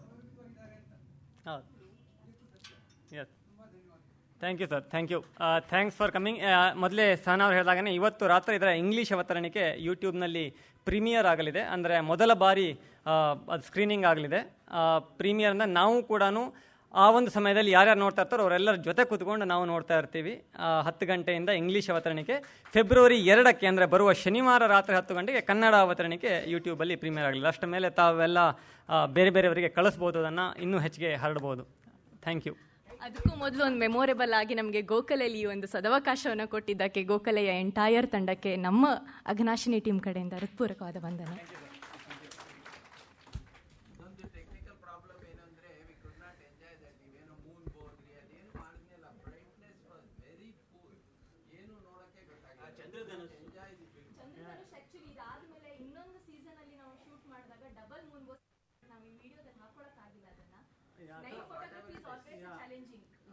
But anyway, I think online you will be able to view it. ಕೆಲವು ಚರ್ಚೆಗಳಿಗೆ ಕೊನೆ ಅನ್ನೋದು ಇರಲ್ಲ ತುಂಬ ಸಂದರ್ಭಗಳಲ್ಲಿ. ಅಲ್ಲ, ಅದಕ್ಕೊಂದು ಕಾರಣ ಇದೆ. ಒಂದು ನಿಮಿಷ ದಯವಿಟ್ಟು. ನಮ್ಮ ಪರಂಪರೆಯನ್ನು ಒಳಗೆ ಹೋಗ್ತಾ ಹೋದರೆ ಒಂದು ಅಂಶ ಸ್ಪಷ್ಟವಾಗ್ತಾ ಹೋಗುತ್ತೆ. ಮನುಷ್ಯ ಎಷ್ಟು ತನ್ನ ಒಳಗೆ ಹೋಗ್ತಾನೋ ಹಾಗೆ ಹೊರ ಜಗತ್ತನ್ನು ಹೆಚ್ಚೆಚ್ಚು ಕಾಣ್ತಾ ಹೋಗ್ತಾನೆ ಅಂತ. ಅಶ್ವಿನಿ ಆವಾಗಲೇ ಉಲ್ಲೇಖ ಮಾಡಿದ್ರು, ಅಣೆಕಟ್ಟುಗಳನ್ನು ಕಟ್ಟೋದು, ಅದು ಎಷ್ಟೋ ವರ್ಷಗಳ ನಂತರ ಅದರಲ್ಲಿ ತುಂಬಿಕೊಳ್ಳೋದು ಹೂಳು, ಮೇಲ್ಗಡೆ ನೀರಿರುತ್ತೆ. ಬಹುತೇಕ ನಮ್ಮ ಒಂದಿಡೀ ಜನರೇಷನ್ ಈ ಸ್ಥಿತಿಯಲ್ಲಿದೆ. ಯಾವುದೇ ಸ್ಪಂದನೆ ಇಲ್ಲದೆ, ಸಹಜತೆ ಇಲ್ಲದೆ, ಕೇವಲ ಮಾಹಿತಿ ನೀಡಿರ್ತಕ್ಕಂಥ ಮಾಹಿತಿ ಏನಿದೆ, ಜಗತ್ತು ನೀಡಿರ್ತಕ್ಕಂಥ ಮಾಹಿತಿ ಈಗಂತೂ ನಮಗೆ ಬೆರಳು ತುದಿಯಲ್ಲಿದೆ ಗೂಗಲಲ್ಲಿ. ಆ ಮಾಹಿತಿಗಳೆಲ್ಲವೂ ನಮ್ಮ ತಲೆಯಲ್ಲಿ ಹೂಳಿನ ರೂಪದಲ್ಲಿ ತುಂಬಿಕೊಂಡಿದೆ. ಮೇಲ್ಗಡೆ ಮಾತ್ರ ಈ KRS ಎಲ್ಲೋ ಕಾಣುತ್ತಲ್ಲ, ಅಷ್ಟು ನಗು ಈಗ ಸದ್ಯಕ್ಕೆ ನಮ್ಮಲ್ಲಿ ಉಳ್ಕೊಂಡಿದೆ. ಅದನ್ನೇ ನಾವು ಮುಂದಿನವರಿಗೂ ದಾಟಿಸ್ತೀವ ಅಥವಾ ನಮ್ಮ ತಲೆಯೊಳಗೆ ತುಂಬಿಕೊಂಡಿರೋ ಹೂಳನ್ನಾದರೂ ನಾವು ಕಳ್ಕೋತೀವ ಅನ್ನೋದನ್ನು ಅಘನಾಶಿನಿ ಪ್ರಶ್ನೆ ಮಾಡಿದೆ ಅಂತ ನಾನು ಅಂದ್ಕೋತೀನಿ. ಒಂದು ಅತ್ಯುತ್ತಮ ಸಾಕ್ಷ್ಯಚಿತ್ರದ ಮೂಲಕ ಮಹತ್ವದ ಸಂದೇಶವನ್ನು, ನೀರು ಶುದ್ಧವಾಗಿ ಇರಬೇಕಾದುದರ ಮಹತ್ವವನ್ನು ತಂಡ ತಿಳಿಸಿಕೊಟ್ಟಿದೆ. ನದಿಗೆ ಜೀವನ ಅನ್ನೋ ಹೆಸರು ಇದೆ, ಜೀವನಕ್ಕೆ ನದಿ ಅನ್ನೋ ಹೆಸರು ಇದೆ. ಎರಡೂ ಕೂಡ ಏಕಕಾಲದಲ್ಲಿ ಪರಿಶುದ್ಧವಾಗಿ ಸಹಜವಾಗಿ ಇರಬೇಕಾದ ಮಹತ್ವ ನಮ್ಮ ಪರಂಪರೆಯಲ್ಲಿ ನಮಗೆ ಸಿಗತ್ತೆ. ಅಂಥದ್ದೊಂದು ಸಂದೇಶವನ್ನು ನೀಡಿರ್ತಕ್ಕಂಥ ಸಾಕ್ಷ್ಯಚಿತ್ರ ತಂಡಕ್ಕೆ ಸಂಸ್ಥೆಯ ಪರವಾಗಿ, ತಮ್ಮೆಲ್ಲರ ಪರವಾಗಿ ಹೃತ್ಪೂರ್ವಕ ಕೃತಜ್ಞತೆಗಳನ್ನು ಸಲ್ಲಿಸ್ತೇನೆ. ದಯವಿಟ್ಟು ಅಶ್ವಿನಿ